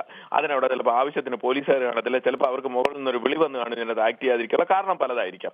അപ്പൊ അത്തരം കാരണങ്ങളാണെങ്കിൽ ഇതിന്റെ കേസിൽ സൈബറിനെ കുറ്റം പറഞ്ഞിട്ട് കാര്യമൊന്നുമില്ല. മറ്റ് ആളിന്റെ പ്രശ്നമോ അല്ലെങ്കിൽ മുകളിൽ നിന്നുള്ള വിളിയുടെ പ്രശ്നം അവിടെ ഉണ്ട്. അതല്ലാത്തടത്തോളം കാലം പോലീസ് ആക്ട് ചെയ്യാതിരിക്കുന്നതിന് കാരണം മറ്റ് രണ്ട് കാരണങ്ങളാണുള്ളത്. ഒന്ന്, സാങ്കേതികപരമായ ക്ഷമതയില്ലായ്മ. അതായത് ടെക്നിക്കലി അവർ സൈബർ സംവിധാനങ്ങൾ എങ്ങനെ അന്വേഷിക്കണം എന്നുള്ളതിനെ കുറിച്ച് വലിയ ട്രെയിനിങ് അവർക്ക് കിട്ടിക്കാണത്തില്ല. രണ്ടാമത്തെ കാര്യം എന്ന് പറഞ്ഞു കഴിഞ്ഞാൽ എല്ലാ ട്രെയിനിങ്ങും കിട്ടിയെങ്കിൽ പോലും ഈ നിങ്ങൾ കൊടുക്കുന്ന പരാതി എന്ന് പറയുന്നത് അവരുടെ ഡെലിഗേറ്റ് അതോറിറ്റിയുടെ പുറത്തുള്ളതായിരിക്കും. ഉദാഹരണത്തിന് തട്ടിപ്പ് ഒറിജിനേറ്റ് ചെയ്തിരിക്കുന്ന ആൾ ഒളിച്ചിരിക്കുന്നത് നൈജീരിയയിലോ ഇന്ത്യയുമായി ഉഭയകക്ഷി അല്ലെങ്കിൽ അങ്ങോട്ടും ഇങ്ങോട്ടും കുറ്റവാളികളെ ഒന്നും കൈമാറാൻ ഒരു തരത്തിൽ ഉടമ്പടി ഇല്ലാത്തൊരു സ്ഥലത്തിരുന്നാണ് ചെയ്യുന്നതെങ്കിൽ അഥവാ കണ്ടുപിടിച്ചാൽ പോലും ഇന്നയാളാണെന്ന് നിങ്ങൾക്ക് അയാളെ പോലും പറ്റില്ല. കാരണം ഇതൊക്കെ നമ്മൾ വേറൊരു തരത്തിൽ പറഞ്ഞാൽ ഓൺലൈൻ തിരുട്ട് ഗ്രാമങ്ങളായിരിക്കും അപ്പുറത്തെ വശത്തുള്ളത്.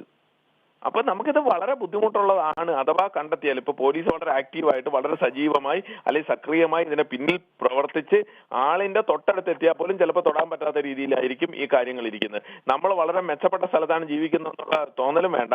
ഒരു പക്ഷേ നൈജീരിയയിലെ വേറൊരു സ്കാമിലോ അല്ലെങ്കിൽ സുഡാനിലെ വേറൊരു സ്കാമിലോ ചിലപ്പോൾ ഒറിജിനേറ്റ് ചെയ്യുന്ന കേരളത്തിൽ ഇരുന്നു ആവാം. കാരണം നമ്മൾ ഇവിടെ നിന്ന് അവരെയും തട്ടിക്കുന്നുണ്ടാവണം, അറിയത്തില്ല. ഇതൊക്കെ ഡാർക്ക് നെറ്റിലോ അല്ലെങ്കിൽ അതർ സൈഡ് ഓഫ് ഇന്റർനെറ്റിലോ നടക്കുന്ന കാര്യങ്ങളാണ്. അപ്പൊ ഇത് അങ്ങോട്ടും ഇങ്ങോട്ടൊക്കെ നടക്കുന്നുണ്ട്. പക്ഷെ ഇന്റർനെറ്റ് പൂർവ്വ കാലഘട്ടത്തിൽ ഇതെല്ലാം എളുപ്പമായിരുന്നു എന്ന് പറഞ്ഞാൽ ഒരു തൊഴിൽ തട്ടിപ്പിന് വരുന്ന ആൾ ഞാൻ നിങ്ങൾക്ക് ഒരു പൊതുമേഖലാ സ്ഥാപനത്തിൽ ജോലി വാങ്ങിച്ചു തരാം, അല്ലെങ്കിൽ റെയിൽവേയിൽ ജോലി വാങ്ങിച്ചു തരാം, എനിക്ക് ഇത്ര രൂപ തരൂ, ഞാൻ മറ്റേ മന്ത്രിയുടെ അടുത്ത ആളാന്നൊക്കെ പറഞ്ഞു കഴിഞ്ഞാൽ അയാളെ നിങ്ങൾ മുഖതാവിൽ കാണുന്നുണ്ട്, അയാളെ പറ്റി നമുക്ക് ചെക്ക് ചെയ്ത് പോകാൻ പറ്റും. ഇപ്പൊ ഇതൊന്നും പറ്റുന്നില്ല എന്നുള്ളതാണ് ഇതിന്റെ ഏറ്റവും വലിയ ദൗർഭാഗ്യകരമായ മറ്റൊരു വശം എന്നുള്ളതാണ് നമ്മൾ കാണേണ്ട കാര്യം. നേരത്തെ ഇതെല്ലാം ഉണ്ടായിരുന്നു. ഇന്റർനെറ്റ് പൂർവ്വ കാലഘട്ടത്തിലെ പത്രങ്ങൾ വെറുതെ ഒന്ന് പരിധി നോക്കിയാൽ മതി, തൊഴിൽ തട്ടിപ്പ് ആയിരക്കണക്കിന് തൊഴിൽ തട്ടിപ്പ് കേസ് നമുക്ക് കാണാൻ പറ്റും. പക്ഷെ അവിടെ നിന്ന് പറഞ്ഞാൽ ആളിനെ നമുക്ക് കാണാൻ പറ്റും, ആളിനെ പിടിച്ച് നമുക്ക് ജയിലിൽ ഇടാൻ പറ്റും. കാരണം എന്താ, ക്രൈം ഒക്കർ ചെയ്യുന്നത് രണ്ടും ഒരു പോലീസ് സ്റ്റേഷൻ പരിധിയിലോ ഒരു പക്ഷെ ഒരു ജില്ലാ പരിധിയിലെങ്കിലും ഒരു സ്ഥലത്തായിരിക്കാം. അതുകൊണ്ട് തന്നെ അതിന് ആളിനെ എങ്ങനെയെങ്കിലും പിടിച്ചു കൊടുത്താൽ പോലീസ് സംവിധാനത്തിന്റെ ഇടയിലേക്ക് നമുക്ക് കൊണ്ടുവരാൻ പറ്റും. ഇപ്പോഴെന്ന് പറഞ്ഞു കഴിഞ്ഞാൽ അപ്പുറത്തിരിക്കുന്ന ആൾ ആരെന്ന് അറിയാൻ പറ്റുന്നില്ലെന്നുള്ളതാണ് ഇതിന്റെ ഏറ്റവും വലിയ അപകടകരമായ വശം. രണ്ട് എന്ന് പറയുന്നത് ഏതെങ്കിലും രീതിയിൽ നേരത്തെ വളരെ കൃത്യമായി സൂചിപ്പിച്ചോ, എനിക്ക് മുന്നേ സംസാരിച്ച ആൾ സൂചിപ്പിച്ച പോലെ അറിഞ്ഞോ അറിയാതെയോ വളരെ ഇന്നസെന്റ് ആയ നിങ്ങൾ പോലും ഈ തട്ടിപ്പിന്റെ കണിയിലാണ്. നാളെ എന്തെങ്കിലും പിടിച്ച് അതിന്റെ അക്കൗണ്ടബിലിറ്റി ഫിക്സ് ചെയ്ത് കഴിഞ്ഞാൽ നമ്മുടെ പടവും കൂടി പത്രത്തിൽ വരും, അല്ലെങ്കിൽ നമ്മൾ കൂടി ഈ തട്ടിപ്പിന്റെ ഭാഗമായിട്ട് വരും എന്നുള്ളതാണ് ഇതിന്റെ ഏറ്റവും ദാരുണമായ വശം. ആ ഭാഗം നമ്മൾ നിങ്ങളുടെ കാഴ്ചക്കാരെ എഡ്യൂക്കേറ്റ് ചെയ്ത് കൊടുക്കേണ്ട, അവരെ ബോധവൽക്കരിച്ച് കൊടുക്കേണ്ട വലിയൊരു ആവശ്യം അതിനകത്തുണ്ട്. അപ്പൊ അതിനകത്ത് എന്തുകൊണ്ട് ഇവർക്ക് ചെയ്തുകൂടാന്ന് ചോദിച്ചു കഴിഞ്ഞാൽ നെയ്യാറ്റിൻകര നഗരസഭ എന്തുകൊണ്ട് നടപടി എടുക്കുന്നില്ല, അവിടെ ഭക്ഷണത്തിൽ പുഴു കണ്ടു എന്ന് പറയുന്ന പോലെ തികഞ്ഞ ഉത്തരവാദിത്വമില്ലാത്ത കമന്റാണ്. അപ്പോൾ ഈ ഒരു തട്ടിപ്പിൽ പെടാതിരിക്കാൻ നമ്മൾ തന്നെ ശ്രദ്ധിക്കുക, അല്ലെങ്കിൽ സ്വയം ശ്രദ്ധിക്കുക എന്നത് മാത്രമാണ്. ഒപ്പം തന്നെ ജീവിതം ഹൈടെക് ആകുന്നതിനൊപ്പം തന്നെ തട്ടിപ്പിന്റെ ഒരു മേഖല കൂടി ഹൈടെക് ആകുന്നു, അതാണ് മനസ്സിലാക്കേണ്ടത്. ഈ ഹൈടെക് എന്ന് വിളിക്കുന്നത് എനിക്ക് അവിടെ എത്രത്തോളം എനിക്കറിയാൻ വയ്യ. സാധാരണ റോഡിൽ കൂടെ പോകാൻ നേരത്ത് കുറച്ചുകൂടെ മെച്ചപ്പെട്ട ടാറുള്ള റോഡ് വന്നപ്പോൾ ഹൈടെക് റോഡ് തന്നെ വിളിച്ചിരുന്നു എനിക്ക് സംശയമാണ്. നമ്മൾ ഒരു ലെവൽ സാങ്കേതികപരമായി ഒരു ലെവൽ മുകളിൽ പോകുന്നതേ ഉള്ളൂ. ഇന്നത്തെ ഹൈടെക് നാളത്തെ പഴഞ്ചൻ ആയേക്കാം. ഉദാഹരണത്തിന് ഓർക്കുട്ട് ഒരു കാലം ഹൈടെക് ആയിരുന്നെങ്കിൽ ഇന്ന് ഹൈടെക് എന്ന് ഓർക്കുട്ടിനെ വിളിക്കുമെന്ന് എനിക്ക് തോന്നുന്നില്ല. ഇമെയിൽ ഗ്രൂപ്പുകളെ യാഹൂ മെസ്സഞ്ചർ ഒരു കാലത്ത് ഞാൻ കോളേജിൽ പഠിച്ച സമയത്ത് 2 ഹൈടെക് ആയിരുന്നു. പക്ഷെ ഇപ്പൊ അതാണെന്ന് എനിക്ക് തോന്നുന്നില്ല. ഹൈടെക് എന്ന് വിളിച്ചു കഴിഞ്ഞാലാണ് ഈ പറഞ്ഞ അവാർഡ് ഒന്നേ. കാരണം എന്താ പറയാ, നിങ്ങൾ ഹൈടെക് അല്ല, എന്ത് മുഖതാവിൽ കാണുന്ന ഒരു തട്ടിപ്പായാൽ തന്നെയും നിങ്ങൾ ജാഗ്രതയായിരിക്കുക എന്നുള്ളതാണ് ഇതിന്റെ അന്തിമം. അത് സൈബർ ആയാലും നോൺ സൈബർ ആയാലും. തീർച്ചയായും VK ആദർശ്, വളരെ നന്ദിയുണ്ട് ഈ ഒരു ഇത്രയും സമയം നമ്മളോട് പങ്കുവച്ചതിന്. വളരെ മൂല്യവത്തായിട്ടുള്ള കാര്യങ്ങൾ പറഞ്ഞു തന്നതിനും വലിയ നന്ദിയുണ്ട്. ഇപ്പോൾ അശ്വതി ഉണ്ട് ഇപ്പോൾ നമ്മോടൊപ്പം. അശ്വതി, വലിയ ഈ ഒരു കേസിൻ്റെ ഗൗരവം തന്നെ ഈ പ്രതികരണങ്ങൾ നമുക്ക് മനസ്സിലാക്കാൻ കഴിയുന്നതാണ്. ഈ ഒരു സാഹചര്യത്തിൽ ഈ കോയമ്പത്തൂർ ഉൾപ്പെടെ ഈ ഒരു കേസിൻ്റെ ഉത്ഭവം അവിടെ നിന്നാണെന്നാണ് ആ കുട്ടിയുടെ പ്രതികരണം നമുക്ക് മനസ്സിലാകുന്നത്. അപ്പോൾ ഈ ഒരു തട്ടിപ്പിൻ്റെ ബാക്കി വശങ്ങൾ എങ്ങനെയൊക്കെയാണ്? എബി, ചോദ്യം ഒന്നുകൂടെ ആവർത്തിക്കാവോ? നമ്മൾ ഈ പ്രതികരണങ്ങളിൽ നിന്നല്ല കേട്ടത് നമുക്ക് മനസ്സിലാകുന്ന ഒരു കാര്യം എന്ന് പറയുന്നത് ഇതൊരു വലിയൊരു ക്യാൻവാസ് തന്നെയാണ്. നമുക്ക് ഒരുപക്ഷെ എത്തിപ്പിടിക്കാൻ വിചാരിക്കുന്നതിനേക്കാൾ അപ്പുറത്തേക്കുള്ളൊരു വലിയ ഒരു ക്യാൻവാസ് തന്നെയാണ്. മറയത്തിരുന്നു കൊണ്ട് വലിയ രീതിയിൽ തന്നെ നമ്മളൊന്നും പ്രതീക്ഷിക്കാത്ത തരത്തിൽ തന്നെ അവർക്ക് എക്കാലവും മറയത്തിരിക്കാൻ കഴിയുന്ന ഒരു സാഹചര്യം ഉണ്ട് എന്ന് തന്നെ മനസ്സിലാക്കാൻ കഴിയും. ഒപ്പം തന്നെ ഈ തട്ടിപ്പിൻ്റെ മറ്റ് മേഖലകൾ കൂടി ഉണ്ടല്ലോ. അവർ ഒരു ഘട്ടത്തിൽ അല്ലെങ്കിൽ ഒരു സാഹചര്യം മാത്രമല്ല മുതലെടുത്തിരിക്കുന്നത്, ഒപ്പം പല രീതിയിലാണ് ഇവരുടെ തട്ടിപ്പ് പോയിരിക്കുന്നത്. ആ തട്ടിപ്പിൻ്റെ പല തലങ്ങൾ ഒന്ന് വിശദീകരിക്കാൻ കഴിയുമോ? ഇതിൽ ആദ്യമായി ജോലിയില്ലാത്ത ആളുകൾ, അതായത് ഇവിടെ തൊഴിലില്ലായ്മ വളരെയധികം വർദ്ധിച്ചിരിക്കുന്ന ഒരു സാഹചര്യമുണ്ട്, പ്രത്യേകിച്ച് കോവിഡിന് ശേഷമുള്ള ഈ സമയത്ത്. അപ്പോൾ ഇത് ടാർഗറ്റ് ചെയ്തുകൊണ്ടാണ് ഇത്തരം ആളുകൾ പ്രധാനമായിട്ടും, ഈ തൊഴിലില്ലായ്മ നിലനിൽക്കുന്ന ഒരു സാഹചര്യം കണക്കിലെടുത്തുകൊണ്ടാണ് ഇത്തരം ആളുകൾ പ്രധാനമായിട്ടും ഇത്തരം തൊഴിൽ തട്ടിപ്പുകളിലേക്ക് ഏർപ്പെടുന്നത്. ഇതിന് കുറഞ്ഞ തുകയ്ക്ക് 500 രൂപ ഒരു കൺസൾട്ടൻസി ഫീസായിട്ടൊക്കെ വെച്ചുകൊണ്ടാണ് ഇവർ ഇത് നടത്തുന്നത്. അത് മാത്രവുമല്ല, ഓൺലൈനായിട്ടുള്ള വർക്ക് ഫ്രം ഹോം എന്ന് പറയുന്ന ഒരു മെത്തേഡാണ്. അതായത് വീട്ടിലിരുന്ന് തന്നെ ജോലി ചെയ്യാവുന്ന ഒരു കാര്യം പറയുമ്പോൾ തന്നെ നിരവധി ആളുകൾ ഇതിലേക്ക് വഴുതി വീഴാനുള്ള സാധ്യതയുമുണ്ട്. അതായത് വീട്ടിലിരുന്ന് വളരെ കംഫർട്ടബിളായിട്ട് നമുക്ക് ജോലി ചെയ്യാവുന്ന ഒരു സാഹചര്യം നിലനിൽക്കുന്നതിലേക്ക് എല്ലാ ആളുകളും പെട്ടെന്ന് തന്നെ ഇത്തരത്തിലുള്ള ഉദ്യോഗാർത്ഥികൾ വീഴുന്നു. അതുപോലെ തന്നെ വീട്ടിലിരുന്ന് ജോലി ചെയ്യുമ്പോൾ 13,000 രൂപ എന്ന് പറയുന്നത് ഒരാളെ സംബന്ധിച്ച് ഒരു വലിയ തുകയാണ്, സാധാരണക്കാരെ സംബന്ധിച്ച്. അതുകൊണ്ട് തന്നെ ഇത്തരത്തിലുള്ള സാധാരണക്കാരായിട്ടുള്ള ആളുകൾ, പ്രത്യേകിച്ച് യുവതികളൊക്കെ തന്നെയാണ് ഈ തട്ടിപ്പിലേക്ക് വീഴുന്നത്. ഇതിൽ നമുക്ക് അറിയാവുന്നത് പോലെ തന്നെ നിരവധി ആളുകൾ യുവതികളാണ്. അതുപോലെ തന്നെ ഇവർക്ക് നിരവധി കമ്പനികൾ ഉണ്ട്. ഈ കമ്പനികളിലെല്ലാം തന്നെ വിവിധ തരത്തിലുള്ള ആളുകൾ, അതായത് പ്രത്യേകിച്ച് ഭാഷാപരമായിട്ട് നോക്കുകയാണെങ്കിൽ കേരളത്തിൽ നിന്നും അതുപോലെ തമിഴ്നാട്ടിൽ നിന്നും ഒക്കെയുള്ള വ്യത്യസ്തരായ സ്ത്രീകൾ ഇതിൽ ജോലി ചെയ്യുന്നുണ്ട്. അതുകൊണ്ട് തന്നെ ഇതൊരു രാജ്യവ്യാപകമായിട്ടുള്ള ഒരു ക്രൈമായിട്ട് വേണം നമുക്ക് കണക്കാക്കാൻ. അതുപോലെ തന്നെ ഇതിൽ പറഞ്ഞിരിക്കുന്ന മറ്റൊരു കമ്പനി സ്പോർട്സുമായി ബന്ധപ്പെട്ടതാണ്. അതായത് സ്പോർട്സുമായി ബന്ധപ്പെട്ട രാജ്യത്തെ സംബന്ധിച്ചിടത്തോളം വലിയ ഒരു അരക്ഷിതാവസ്ഥ നിലനിൽക്കുന്നുണ്ട് എന്ന് വേണമെങ്കിൽ നമുക്ക് പറയാം. കാരണം ഫുട്ബോളുമായിട്ടൊക്കെ ബന്ധപ്പെട്ട ടൂർണമെൻറ്റുകളുടെയൊക്കെ ഒരു അഭാവം നേരിടുന്ന അത്തരം റൂറൽ ഏരിയകളിലൊക്കെ കേന്ദ്രീകരിച്ചുകൊണ്ടാണ് ഇവരുടെ പ്രവർത്തനങ്ങൾ. അതായത് ഈ കമ്പനി, അതായത് സ്പോർട്സുമായി ബന്ധപ്പെട്ട ഈ കമ്പനിയിൽ പ്രധാനമായിട്ടും അവർ പറയുന്നത് ഈ ഗ്രൂപ്പുകളായിട്ട് തിരിഞ്ഞുകൊണ്ട് ടൂർണമെൻറ്റുകൾ നടത്തുക തുടങ്ങിയ കാര്യങ്ങളാണ്. അതിൽ മെഡിക്കൽ ഇൻഷുറൻസിന് വേണ്ടി 800 രൂപയാണ് ഒരാളിൽ നിന്ന് ഈടാക്കുന്നത്. അത് കേരളത്തിലല്ല പ്രധാനമായിട്ടും ഉണ്ടായിരിക്കുന്നത്. ആ തട്ടിപ്പ് നടന്നിരിക്കുന്നത് തമിഴ്നാട്ടിലാണ്. അതുകൊണ്ട് ഓരോ കേന്ദ്രങ്ങളിലും ഓരോ സംസ്ഥാനങ്ങളിലും ഏത് വിധത്തിലാണ് തട്ടിപ്പ് നടത്തേണ്ടത് എന്നൊരു മാസ്റ്റർ പ്ലാൻ ഇവർക്കുണ്ട്. അതുമാത്രവുമല്ല, ഇവരുടെ പേരുകൾ പല വിധത്തിലാണ്. ഇപ്പോൾ ഈ യുവതി നമ്മളോട് നേരത്തെ പറഞ്ഞതനുസരിച്ച് ചില ആളുകൾ ഈ ടൂർ പാക്കേജുമായി ബന്ധപ്പെട്ട തട്ടിപ്പിൽ തന്നെ ചില ആളുകൾ ഗോവയിൽ എത്തിയതിന് ശേഷമാണ് തങ്ങൾ പറ്റിക്കപ്പെട്ടു എന്ന് തന്നെ അവർക്ക് മനസ്സിലാകുന്നത്. അപ്പോൾ അത്രത്തോളം ആളുകൾ ഈ ഇന്ത്യയിലൂടെ വരുന്ന കാര്യങ്ങളെ, അതുപോലെ പ്രത്യേകിച്ച് ഈ തൊഴിൽ മേഖലകളെ ഒക്കെ തന്നെ അല്ലെങ്കിൽ ഇത്തരത്തിലുള്ള എൻക്വയറികളെ ഒക്കെ തന്നെ വിശ്വസിക്കുന്നു എന്ന് വേണം നമുക്ക് കരുതാൻ. ഇതുപോലെ ആളുകൾ കൃത്യമായി അന്വേഷിക്കാത്ത, ഇവർക്ക് രജിസ്ട്രേഷൻ ഉണ്ടോ മറ്റു കാര്യങ്ങളൊക്കെ അന്വേഷിക്കാതെ തന്നെയാണ് ഇത്തരത്തിൽ ആളുകൾ എത്തുന്നത്. അത് മാത്രവുമല്ല, ഇപ്പോൾ സോഷ്യൽ മീഡിയ പ്ലാറ്റ്ഫോമുകൾ വളരെയധികം ദുരുപയോഗം ചെയ്യുന്നതായിട്ട് നമുക്ക് കാണാൻ സാധിക്കും. കാരണം ഇവരുടെയൊക്കെ തന്നെ ഇൻസ്റ്റഗ്രാം അക്കൗണ്ടുകൾ, അതുപോലെ തന്നെയുള്ള സോഷ്യൽ മീഡിയ അക്കൗണ്ടുകളിലൊക്കെ പോയി നോക്കിയിട്ടുണ്ടെങ്കിൽ ഇത്തരം ടൂർണമെൻറ്റുകളുടെയും അതുപോലെ തന്നെ ഈ മറ്റ് കമ്പനികൾ, അതായത് ട്രാവൽ ആൻഡ് ടൂറിസ്റ്റ് കമ്പനികളാണെങ്കിൽ പോലും അവരുടെയൊക്കെ പ്രൊഫൈലുകൾ വളരെ വ്യക്തമായി തന്നെ അവർ അതിനകത്ത് ഇട്ടിട്ടുണ്ട്. അതായത് കൃത്യമായി ഒരു കാര്യം ചോദിച്ചോട്ടെ, ഈ ഒരു സാഹചര്യത്തിൽ ഇവര് കോയമ്പത്തൂരിലെ ഈ തട്ടിപ്പിനെ കുറിച്ച് പറഞ്ഞപ്പോഴാണ് ഈ സ്പോർട്സുമായി ബന്ധപ്പെട്ടുള്ള തട്ടിപ്പാണല്ലോ കോയമ്പത്തൂരിൽ നടത്തിയിരിക്കുന്നത്. അപ്പോൾ ഈ റൂറൽ ഏരിയകൾ കേന്ദ്രീകരിച്ചുള്ള തട്ടിപ്പെന്ന് പറയുമ്പോൾ ഈ കളിയോട് താല്പര്യമുള്ള ആളുകളെ പ്രത്യേകമായി കണ്ടെത്തുന്നു, അവരൊരു ടീം സജ്ജീകരിക്കുന്നു, ആ ടീമിൽ ഉൾപ്പെടുന്നതിന് വേണ്ടിയിട്ട് ഇത്ര പൈസ ഇവർ വാങ്ങുന്നു, അതാണ് അവരുടെ രീതി. അതെ, തീർച്ചയായും. ഇതുപോലെ ഇപ്പോൾ നമ്മളോട് കേരളത്തിൽ നിന്ന് വെളിപ്പെടുത്തിയിരിക്കുന്ന ഈ യുവതിയെ പോലെ തന്നെ തമിഴ്നാട്ടിലും ഇത്തരത്തിലുള്ള ആളുകൾ ഇവർക്കുണ്ടാകും. അതുപോലെ ഇവർ റിക്രൂട്ട് ചെയ്തിട്ടുള്ള സ്റ്റാഫുകൾ ഇവർക്കുണ്ടാകും. ആ സ്റ്റാഫുകൾ വഴി ഇവർ ഓരോ ബ്രോഷറുകൾ തയ്യാറാക്കി ടൂർണമെന്റ് നടക്കുന്നു, അവിടെ ഇത്തരത്തിലുള്ള പരിപാടികൾ നടക്കുന്നു എന്നുള്ള വ്യാജ ഇവന്റുകളുടെ ബ്രോഷറുകൾ തയ്യാറാക്കി ഇവരുടെ ഇൻസ്റ്റഗ്രാം അക്കൗണ്ടുകൾ വഴിയാണ് പ്രധാനമായും ഇത് പ്രചരിപ്പിക്കുന്നത്. അതിന് ഇവർക്ക് തീർച്ചയായും തമിഴ്നാട്ടിൽ ആളുകൾ ഉണ്ടായിരിക്കും. ആ തമിഴ്നാട്ടിലുള്ള ആളുകൾ പോലും ഒരുപക്ഷെ അറിയാതെ ഇവർക്ക് വേണ്ടി ജോലി ചെയ്യുന്ന അവരും ഇരകളായിരിക്കാനാണ് സാധ്യത.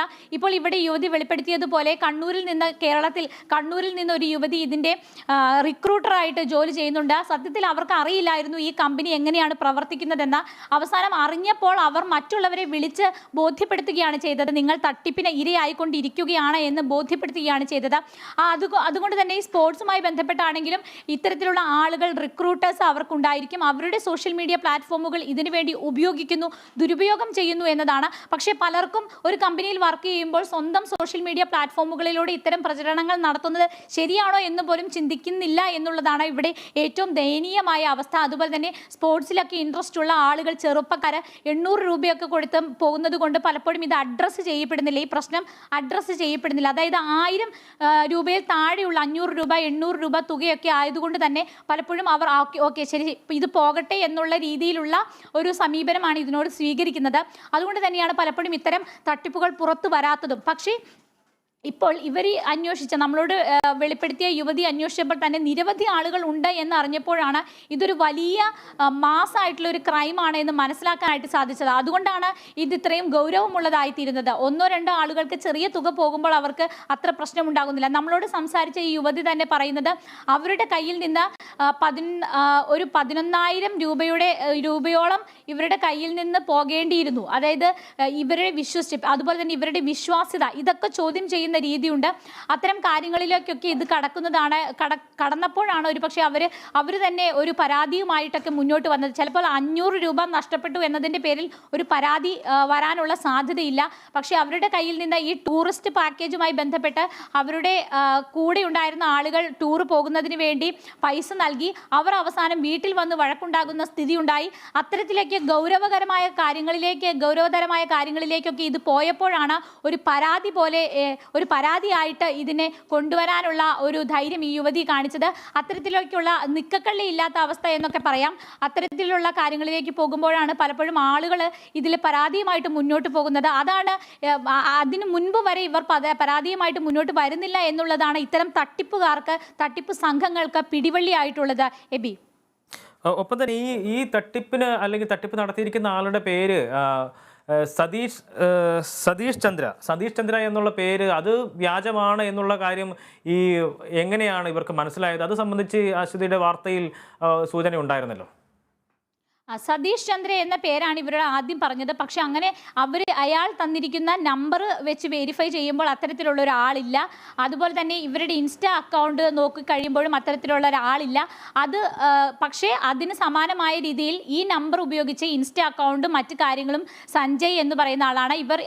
ഈ ഗ്രൂപ്പ് തന്നെ, അതായത് കേരളത്തിൽ 8 പേരുണ്ട് ഇതേ കമ്പനിയുടെ തട്ടിപ്പിനിരയായത്. ഇവർ തന്നെ വലിയൊരു റിസർച്ച് നടത്തി എന്നാണ് നമുക്ക് മനസ്സിലാക്കാൻ സാധിക്കുന്നത്. ആ റിസർച്ചിൻ്റെ അടിസ്ഥാനത്തിൽ, ഇവരുടെ അന്വേഷണത്തിന്റെ അടിസ്ഥാനത്തിൽ തന്നെ ഇവർക്ക് കൃത്യമായി മനസ്സിലായിരിക്കുകയാണ് ഈ ഇൻസ്റ്റാ അക്കൗണ്ടും അതുപോലെ തന്നെ ഈ നമ്പറും ഉപയോഗിക്കുന്നത് തിരുവനന്തപുരം സ്വദേശിയായ ഒരാളാണെന്ന്. മാത്രമല്ല ഈ കൂട്ടത്തിൽ യുവതികളുമുണ്ട്. ഈ തട്ടിപ്പ് സംഘത്തിൽ തന്നെ യുവതികളുമുണ്ട്, സ്ത്രീകളായിട്ടുള്ള ആളുകൾ ഇതിനകത്തുണ്ട്. കാരണം ഇവരെ വിളിച്ച് സംസാരിച്ച പല ആളുകളും സ്ത്രീകളായിട്ടുള്ള ആളുകളാണ്. അതുകൊണ്ട് തന്നെ ഇതൊരു വലിയ സംഘം. ഇതിൽ സ്ത്രീയെന്നോ പുരുഷനെന്നോ വിവേചനമില്ലാതെയുള്ള ഒരു തട്ടിപ്പ് സംഘമാണ് ഇവരുടെ പ്രവർത്തിക്കുന്നത്. ഒന്നിൽ കൂടുതൽ ആളുകളുണ്ടെന്ന് മനസ്സിലായതും ഇവരെ വിളിച്ച് സംസാരിക്കുന്ന ആളുകളിൽ നിന്നൊക്കെ തന്നെയാണ്. അതുപോലെ തന്നെ ട്രാൻസാക്ഷൻസ്, ഈ ബാങ്ക് അക്കൗണ്ട് വഴി ഉള്ള ട്രാൻസാക്ഷൻസ് നടത്തിയിരിക്കുന്ന ആളുകളുടെയൊക്കെ ഫോൺ നമ്പർ നമ്മൾ വെരിഫൈ ചെയ്യുമ്പോൾ നമുക്ക് മനസ്സിലാകുന്നതാണ് ഇവർ നേരിട്ട് ഈ ഇരകളോട് പറഞ്ഞിരിക്കുന്ന പേരുകളെല്ലാം വ്യാജമാണെന്ന്. ഗൂഗിൾ പേ വഴി, ഫോൺ പേ വഴിയൊക്കെയാണ് പ്രധാനമായും ഇവർ ബാങ്ക് ട്രാൻസാക്ഷൻസ് നടത്തുന്നത്. അതുകൊണ്ട് തന്നെ അത് എളുപ്പത്തിൽ നമുക്ക് അക്കാര്യങ്ങളൊക്കെ മനസ്സിലാക്കാൻ സാധിക്കുന്നതേ ഉള്ളൂ ഇന്നത്തെ കാലഘട്ടത്തിൽ. അതിലൂടെ ഇവർ തന്നെ, ഈ 8 പേർ തന്നെ കുറേ കാര്യങ്ങൾ ഒക്കെ ശേഖരിച്ചിട്ടുണ്ട്, വിവരങ്ങൾ ശേഖരിച്ചിട്ടുണ്ട്. നമ്മുടെ അന്വേഷണത്തിലും വിവരങ്ങൾ ലഭ്യമായിട്ടുണ്ട്. പക്ഷേ പോലീസ് തലത്തിലുള്ള നടപടികൾ മുൻപ് ഇതേ രീതിയിലുള്ള സമാനമായ കേസുകൾക്കൊക്കെ ഉണ്ടായിട്ടുള്ളതുപോലെ തന്നെ ഈ കേസിലും വലിയ രീതിയിലുള്ള ഒരു ചുവടുവയ്പ്പോ അന്വേഷണമോ ഒന്നും നടന്നിട്ടില്ല എന്നാണ് നമുക്ക് മനസ്സിലാക്കാൻ സാധിക്കുന്നത്. വരും ദിവസങ്ങളിൽ ഇതുമായി ബന്ധപ്പെട്ട കൂടുതൽ ഫോളോ അപ്പുകൾ കേരള വിഷൻ പുറത്തുവിടുന്നതായിരിക്കും. എബി, തീർച്ചയായും വലിയ ഒരു തട്ടിപ്പിൻ്റെ തുടക്കം മാത്രമാണ് നമുക്കിന്ന് മനസ്സിലാക്കാൻ കഴിയുന്നുണ്ട്. വലിയ ഒരു ക്യാൻവാസ് തന്നെയാണ് ഈ ഇത്തരം ഓൺലൈൻ തട്ടിപ്പുകളുടെ ഒരു കാലം തന്നെയാണ് എന്ന് നമുക്ക് പറയാതിരിക്കാനാവില്ല. അതിൻ്റെ ഏറ്റവും അവസാനത്തെ ഉദാഹരണമാണിപ്പോൾ ഈ കൊച്ചിയിൽ നിന്ന് നമുക്ക് റിപ്പോർട്ട് ചെയ്യപ്പെട്ടിരിക്കുന്നത്. മലയാളികളടക്കം ഈ സംഘത്തിൻ്റെ ഇരകളായിട്ടുണ്ട്. മലയാളികൾ തന്നെയാണ് ഈ ഒരു തട്ടിപ്പിന് നേതൃത്വം നൽകുന്നത് എന്നതും ഒരു പ്രധാനപ്പെട്ട കാര്യമായി തന്നെ നമുക്ക് മനസ്സിലാക്കേണ്ടതുണ്ട്. ഇൻഡീഡ് പോലുള്ള ഒരു സംവിധാനത്തിൽ നിന്നുമാണ്, അല്ലെങ്കിൽ ഇൻഡീഡിൽ വന്ന ഒരു ജോബ് ഓപ്പർച്യൂണിറ്റിക്ക് യെസ് മൂളിയതിൻ്റെ ഫലമായിട്ടാണ് ഇത്തരത്തിൽ ഒരു തട്ടിപ്പിന് ഇരയാകുന്നത്. ഇതൊരു വലിയ സംഭവമല്ല എന്ന് തോന്നാനുള്ള പ്രധാനപ്പെട്ട കാരണം ചെറിയ ചെറിയ തുകകൾ കൂടുതൽ ആളുകളിൽ നിന്നും വാങ്ങിക്കൊണ്ട് ഈ ഒരു തട്ടിപ്പ് നടത്തുക എന്നുള്ളതാണ് ഒരു വലിയ പരാതിയിലേക്ക് ഒരു പക്ഷേ പോകാൻ ഇടയാവാതിരുന്നതെന്നാണ് ഏറ്റവും പ്രധാനപ്പെട്ട കാര്യം. ഒപ്പം തന്നെ ഇതിൽ ഏറ്റവും ഗൗരവമായി തന്നെ കാണേണ്ട ഒരു വിഷയമെന്ന് പറയുന്നത് ഈ തട്ടിപ്പിന് ഇരയാകപ്പെടുന്നവർ അവർ പോലും ഇതിൽ ഒരു പ്രതിസ്ഥാനത്തേക്ക് വരേണ്ട ഒരു സാഹചര്യം കൂടി ഉണ്ട് എന്ന് തന്നെയാണ് ഇപ്പോൾ നിയമവിദഗ്ധരായിട്ടുള്ള ആളുകളും ഒപ്പം തന്നെ ഇത്തരത്തിൽ ഓൺലൈൻ വിദഗ്ധരായിട്ടുള്ള ആളുകളെല്ലാം തന്നെ നമുക്ക് ഡിജിറ്റൽ മീഡിയയുമായി ബന്ധപ്പെട്ട് കൂടുതൽ പ്രാഗൽഭ്യമുള്ള ആളുകൾ പങ്കുവയ്ക്കുന്ന വിവരങ്ങൾ നമുക്ക് മനസ്സിലാക്കാൻ കഴിയുന്നത്. അതുകൊണ്ട് തന്നെ ഏറ്റവും ശ്രദ്ധാപൂർവം തന്നെ ഈ വിഷയങ്ങളെ കാണുക, സ്വയം തട്ടിപ്പിന് ഇരയാവാതിരിക്കുന്നതിനുള്ള മുൻകരുതലുകൾ സ്വയം നേടിയെടുക്കുക എന്ന് തന്നെയാണ് ഏറ്റവും ശ്രദ്ധേയമായിട്ടുള്ള കാര്യം. ഈ വാർത്ത കൊച്ചിയിൽ നിന്നും അശ്വതിയാണ് റിപ്പോർട്ട് ചെയ്തത്. ഈ വാർത്തയോട് കൂടുതൽ പ്രതികരിക്കുന്നതിന് വേണ്ടി നമ്മോടൊപ്പം ഉണ്ടായിരുന്നത് ശ്രീ VK ആദർശും ജാസുമാണ്.